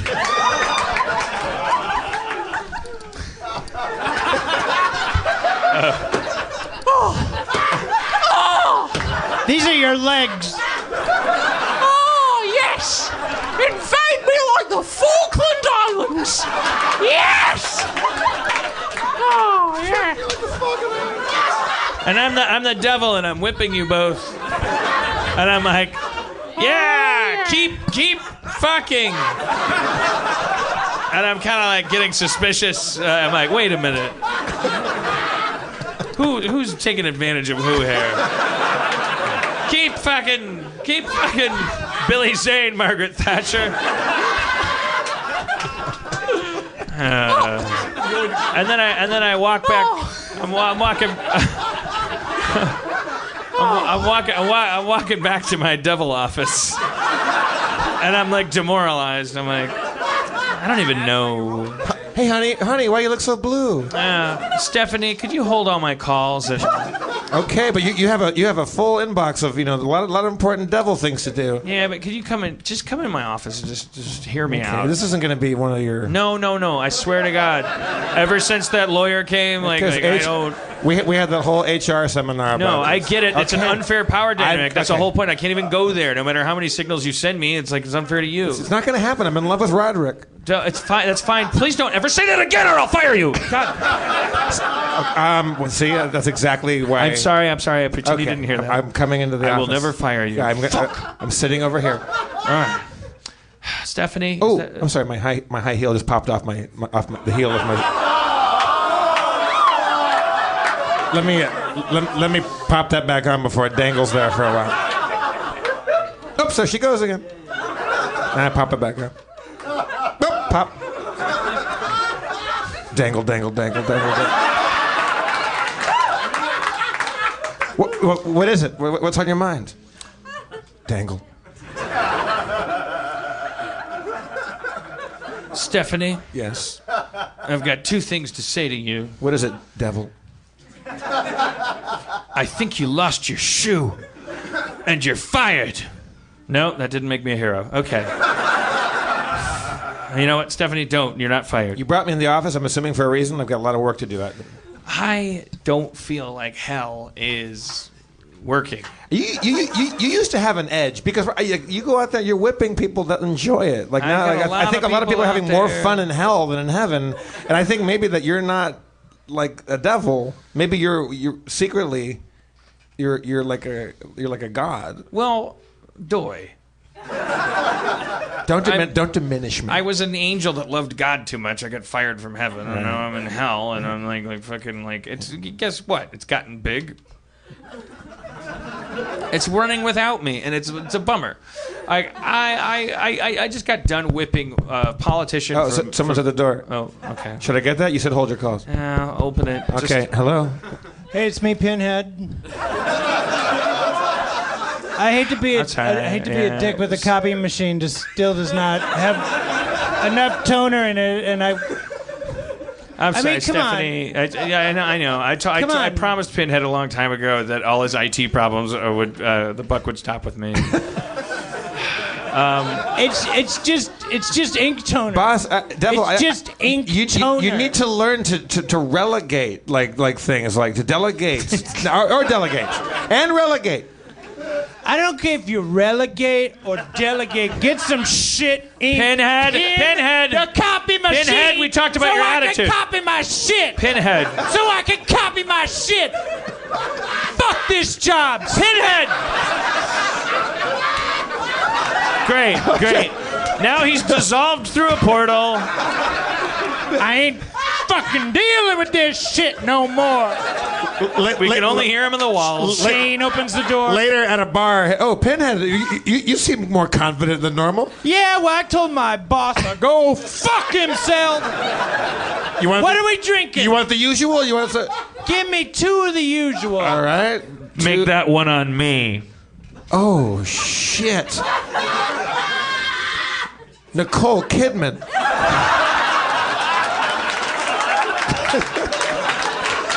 As I live and breathe. Hey, Kidman, I told you never to come back to this bar. Get the fuck out of here, Kidman. You didn't tell me I couldn't come in and buy people drinks. I'm leaving. I'm turning into a bat. Fucking Kidman. That fucking Nicole Kidman. Nicole Kidman. All over my good time. All I get is just grief. Do you know how hard I work at this job? You work pretty hard, motherfucker. I work 16-hour crunches. It's too much, man. Too much. Burning out. Too much. I'm burning out, and I'm in hell. You gotta learn to smell. I hadn't thought about that. Gotta do it, man. I hadn't thought about that. Gotta do it. Wait, Pinhead, what are you gonna do now? You're out of a job, man. You gotta guys gotta work. Butterball and I, we're getting together. We got this new You still hang out with all the Cenobites? You guys all hang out? Yeah, well, Christmas cards for most of them, but Butterball and I are still tight. We went to college together, you know. But we've been working on this new type of way to make ceramics. For real? Yeah, it's new. It's all healthy. Because as it stands right now, ceramics is an old, very time-consuming, labor-intensive process. No, we do it in half the time, half the cost. Right? That's what it says on the box. Half the time, half the cost. You don't have to be waiting for it to get out of the oven to have a cup of coffee. Can I get into the ground floor of this? I'll sell the bar. I'll get into you. If I can I? Well, I was gonna say you've got the pizza oven there, and we can move the video game over there. We've got ourselves a business. We make the ceramics right here in the bar. Right. Moving up in the world. It's a montage to this song. Moving up in the world. You make ceramics all day long. I got that money, baby. Times are changing all the time. I got ceramics all the time. And there's a graph showing the ceramic sales going up. And the bartender and Pinhead are being showered with coins. What? Yeah, cuts to a montage of people buying ceramics. Yeah, just people buying ceramics. Oh, I like that money. All that money goes around. I got that money. Oh, boy. Shopping carts full of aces, and then yeah, okay. We got so much money. Yeah, Look you at know all what? this Can money. Can I talk to you man to man? Okay, let me close the drapes. Okay. I feel like I'm doing all the heavy lifting here, Pinhead. I feel like idea. You're the idea man, but who's doing all the day to day? My idea. We wouldn't be here if it wasn't for my idea. Yeah, but we wouldn't be here if it weren't for all my fucking blood, sweat, and tears. Okay, so 50-50. No, I'm actually taking. Somebody's opening the drapes. Oh, the drapes are opening! Should have locked the drapes. What are you guys talking about? Oh, shit. Nicole, can we have one? Just asking. Okay. I'm on my way to an audition. You guys have been giving me the cold shoulder lately. No. Come in. What is it? What's on your mind? Should I divorce Tom Cruise? I mean, do you love him? Oh, shit. I'll get it. Get the back drapes. Something to the back drapes. Hello, Nicole. It's Tom. Tom! Oh, shit. Pinhead, we should leave. Let's let them talk. Okay. No, stay. Tom, whatever you have to say to me, you can say in front of my friends.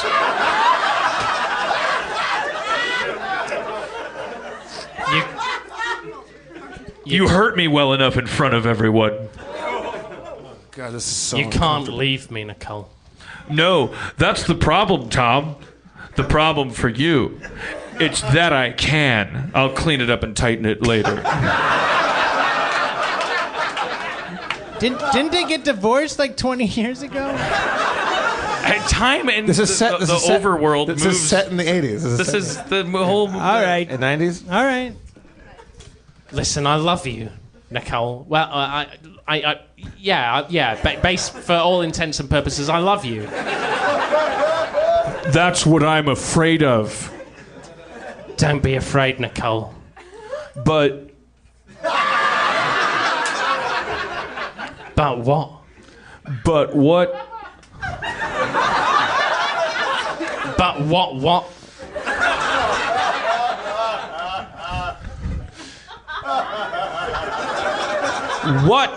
But? What? But? Are we allowed to leave now? Can we do it? Still have to stay? Anything Nicole has to say to you, but you guys she can say in front of you. There's no forward progress in this conversation. Like, you guys have to communicate with each other. What did I do to you, Nicole? You're a bigger fool than I thought if you don't know. I might not have been born when that happened.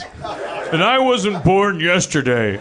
But when that happened, we all were. And you know what you did. And it all comes down, Tom, to not whether or not you love me or don't love me. It's whether or not, when I look in your eyes, I can feel what I used to feel.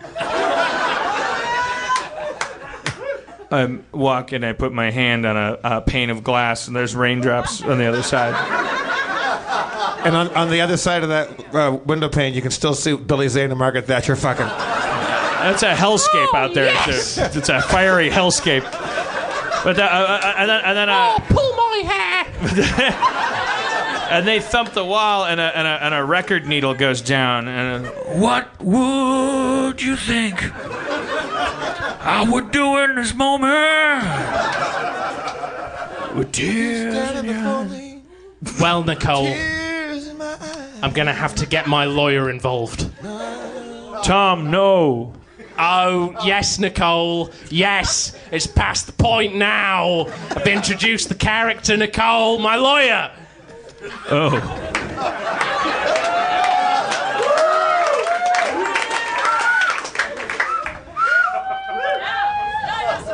I'm the lawyer. Hi. How are you? Wow. I was in her purse. All right, well, let's get this over with. Oh, wait a minute. I'm with Tom, right? You're Tom. You're Tom. Yeah, I'm Tom. Yeah, I was in your purse. And now I'm just poking my nose and my fingers out. I'm like, I'm the lawyer. This is a powerful visual, Nicole. Hello. Think how it'll play in court. Hello. Fine, I love you. Let's do it. Good. Nice. Let's stay married. Let's not just stay married. Let's fuck. Let's fuck right here, Nicole. Yes. Yes. I'm Tom Cruise. I'm Nicole Kidman. Can we still leave? Are we allowed? No, I want you to watch. If it's worth doing to me, it's worth you watching. I'm trying to run a ceramics business here. I don't feel safe with him. Okay, see that? Oh boy, We're done now. Thank you, Tom. So there's closure. Is that? We're almost done with the show. If you left at this Oh, point. really? Oh, no. Let's stick it out. Yeah. We cut back to the devil's office with Stephanie. Was it? What was my name? Stephanie. Devil. Look, the office has gone to shit since Pinhead left. I'm doing everything. I'm at 6s and 7s over here, but I've been looking around. Everybody's having a good time. Tom Cruise and Nicole Kidman got back together, kind of. Their contretemps is kind of over. Margaret Thatcher's having the time of her life. Yeah. So why don't I just put on a? What are we doing here? Yeah, exactly. Yeah. Why aren't we just in heaven? You know the bartender down the road? He's making a fortune in ceramics. All right, I'm the one holding up the show. We're barely breaking even here. Stephanie, what? Get me God. It's time. Hello?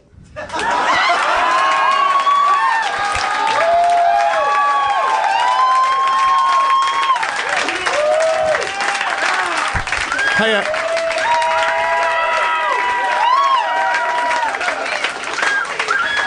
Hi, God, it's Steph. I got the D-bone on the phone for you. Can I put you on? Yeah, go for it. All right. Devil, I got God. Hey. Hey, how's it going? You know. I mean, you know. Yeah, you don't call too much, but it's uncommon. Yeah. Glad to hear from you. It's good to hear you. Good to hear you too. Things crazy. It's like I don't even know what's punishment, what's reward. Yeah, when you're outside of my glory, things get all mixed up. Yeah.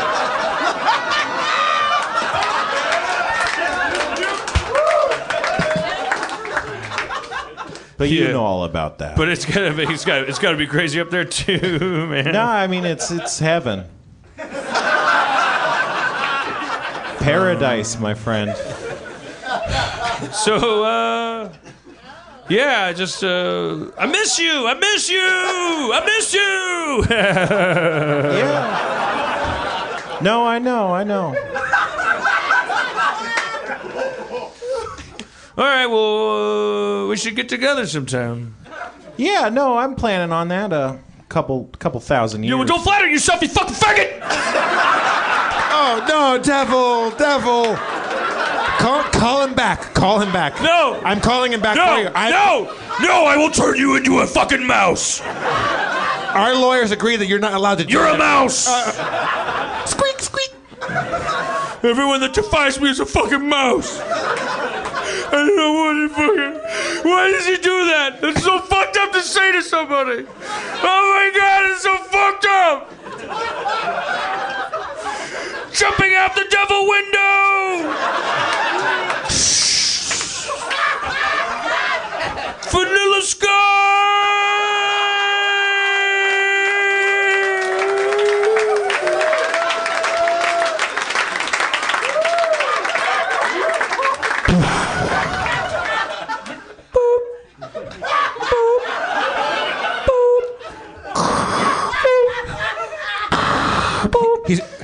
He just blinked. Honey, he just blinked. Honey, he just blinked. Honey, are you okay? Are you with us, honey? It's your mother and father, Mr. and Mrs. Devil. Dad. You had such a bad fall, big guy. Mom. Dad. Yeah. I got kicked out of heaven. Yeah. Oh no. You did it a second time. It's self-destructive. You keep. Yeah. It's like you want to be unhappy. Yeah. Son. It's like you want to be unhappy.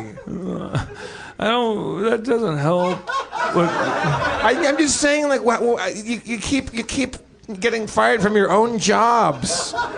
Like you're in charge of hell, and now it's being run by this weird ceramics corporation. And shit's going. It's really horrifying. and the devil's dick moves upward like Pinocchio's nose through the ceiling of the hospital into the sky, where it blooms into a red tree with green leaves. And within those green leaves, caterpillars feed. I'll get it, says the little caterpillar. Hello, it's Margaret Thatcher again. Where's the toilet, actually? It's over there. It's over there. Back there? Yeah. All right. It would have. I'll be back. It's the actual. Yeah. Really had to pee in real life. That was a real life pee. Oh, he had to go back. Oh, he had to really go. I think he really had to pee. We've been up here a long time. Oh, I just realized, like, he was gesturing and he was like pointing, and I thought he meant like, should I leave? And I was like, no, baby, stay. Like I was doing him a big favor. Like, no, come on, we're all people here. And he's like, no, I'm pissing my pants. Yeah, you know what he's doing? You know what he's doing right now? It's making chocolate poopies. Yeah, it's great. All right. So where was it going with the caterpillars? Like I don't know. Do we need to talk about the loud laughing guy again? Like because we've talked about everything else. You know the guy. Where's the guy? He's right there. There he is. Let him have a good time. He's having a great time. All right. Let him have a good time. He's fine in here. People are still. They're going. You got a loud they're laugh. listening to the podcast. And they're going like, that guy's laugh is amazing.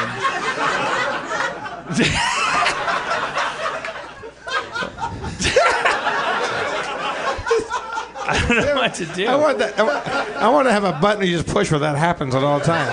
You do. It's called the show and talking, right? I mean, he likes it all. He likes it all.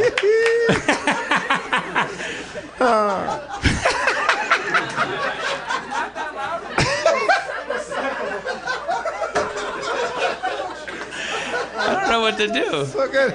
Can't make a law against somebody's laugh. But it's just, I think it's the way it hits the microphones. It's the Redditors, they're joyless. They don't hear a lot of laughter. So they're like, oh my God, that's already grating. Just the sound of joy in general. And then that guy's like, holy shit, the bulldozer of joy. I have a thing going on here. And we on the other side of the spectrum, we have one guy just sublimates all of his joy to "yep." I think we've learned a lesson tonight. Oh, we learned a lot. I probably sum it up in something that you can applaud to,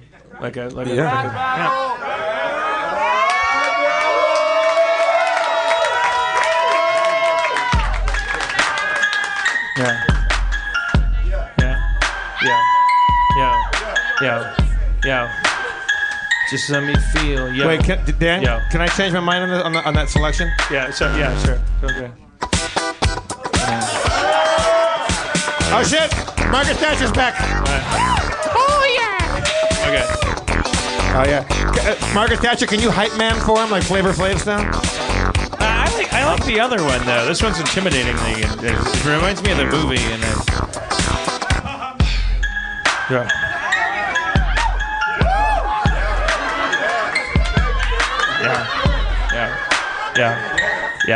Are you crazy for this one, Dan? Yeah. Levy, you hear that? Yeah. Yeah. East Coast. No, just stick around. He's just getting started. He's just East getting started. Coast. Just getting started.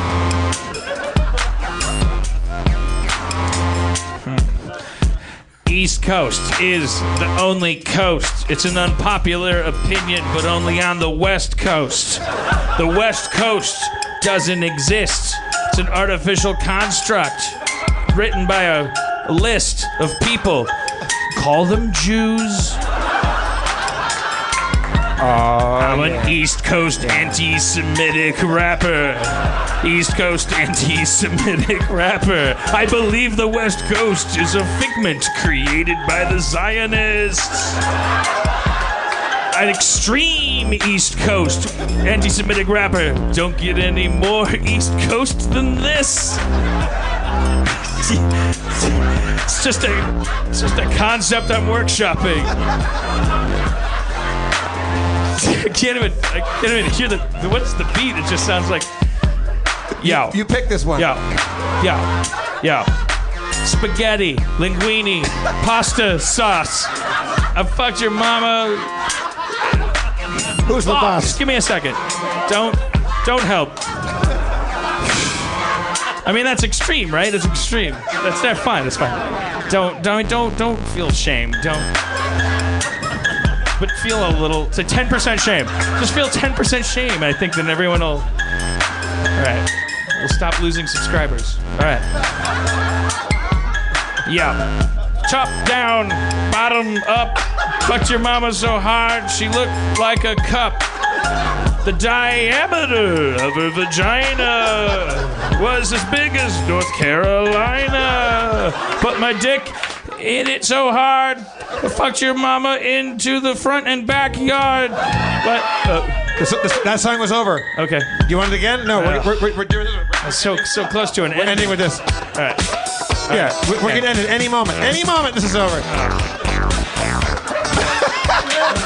Oh shit! Nancy Reagan dance. The Nancy Reagan dance, everybody. Doing the Reagan.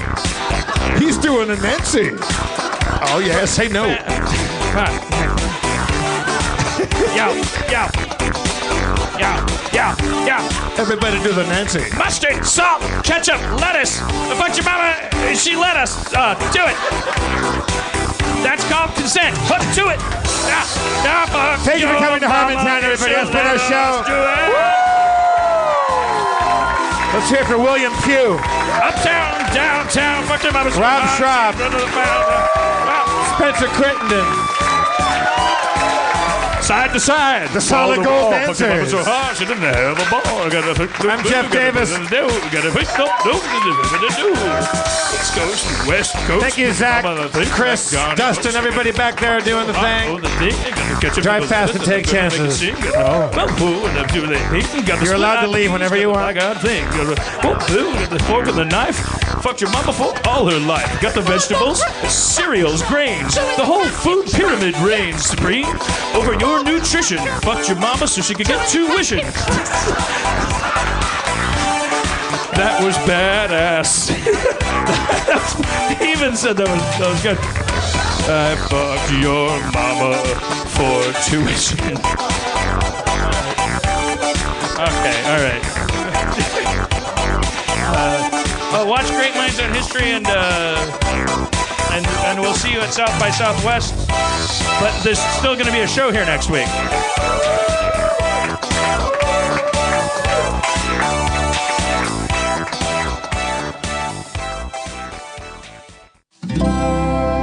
Feral Audio.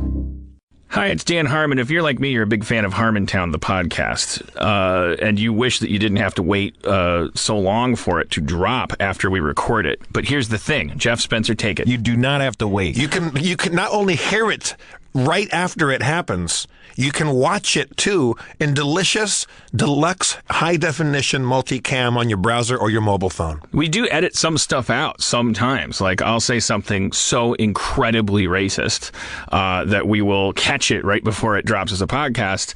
But you get to watch Dan right before the sedition hearing when he talks shit about Trump again. Right. Sometimes we have really famous guests, but we just cut it out of the podcast entirely. Because it turns out they're pedophiles. Sometimes Spencer's never wearing a shirt. Most of the time. We put that in post. Not to mention all the times you always hear people laughing at something that doesn't sound funny because someone is making a funny face or wearing a funny shirt. Yeah, for $5 you get to watch all that stuff. You can see the weirdos sitting down, like getting nervous on camera. There's like one camera that's just right up someone's nose, and they're always picking their nose and stuff like that. That's good. As if that wasn't enough, here's some political incentive. We will match your new subscription to the Harmontown live feed up until April 15th. The day of the big tax march, we'll match it with a donation to the ACLU, which stands for a clue, which is what you should get. And I know that's triggering your thought of going, doesn't the ACLU now have $800 million? Because, but here's the thing, ACLU money is like toilet paper money. It never expires. But if political encouragement weren't enough, some apolitical encouragement is if you sign up, you get access to a year and a half of our back catalog of video episodes, including the tour in Australia and Harmon Country, as well as audio downloads on the night of the record, on just minutes after it airs. Mm-hmm. I mean, how many times have you been listening to Harmontown for free after Wednesday and thought, I would really want to know what that guy looks like or what she looks like, or I want to see exactly how uncomfortable the audience is when Adam Goldberg is on stage. Mm-hmm. Now, for $5 a month, you get to see it as well as hear it. You can almost taste the Harmontown. Go to harmontown.com/live for your subscription to watch us as well as hear us. It really, really is a taste treat. Dan gave me little eyebrows. I was like, holy shit, that guy just hit the bullseye. It really is a taste treat.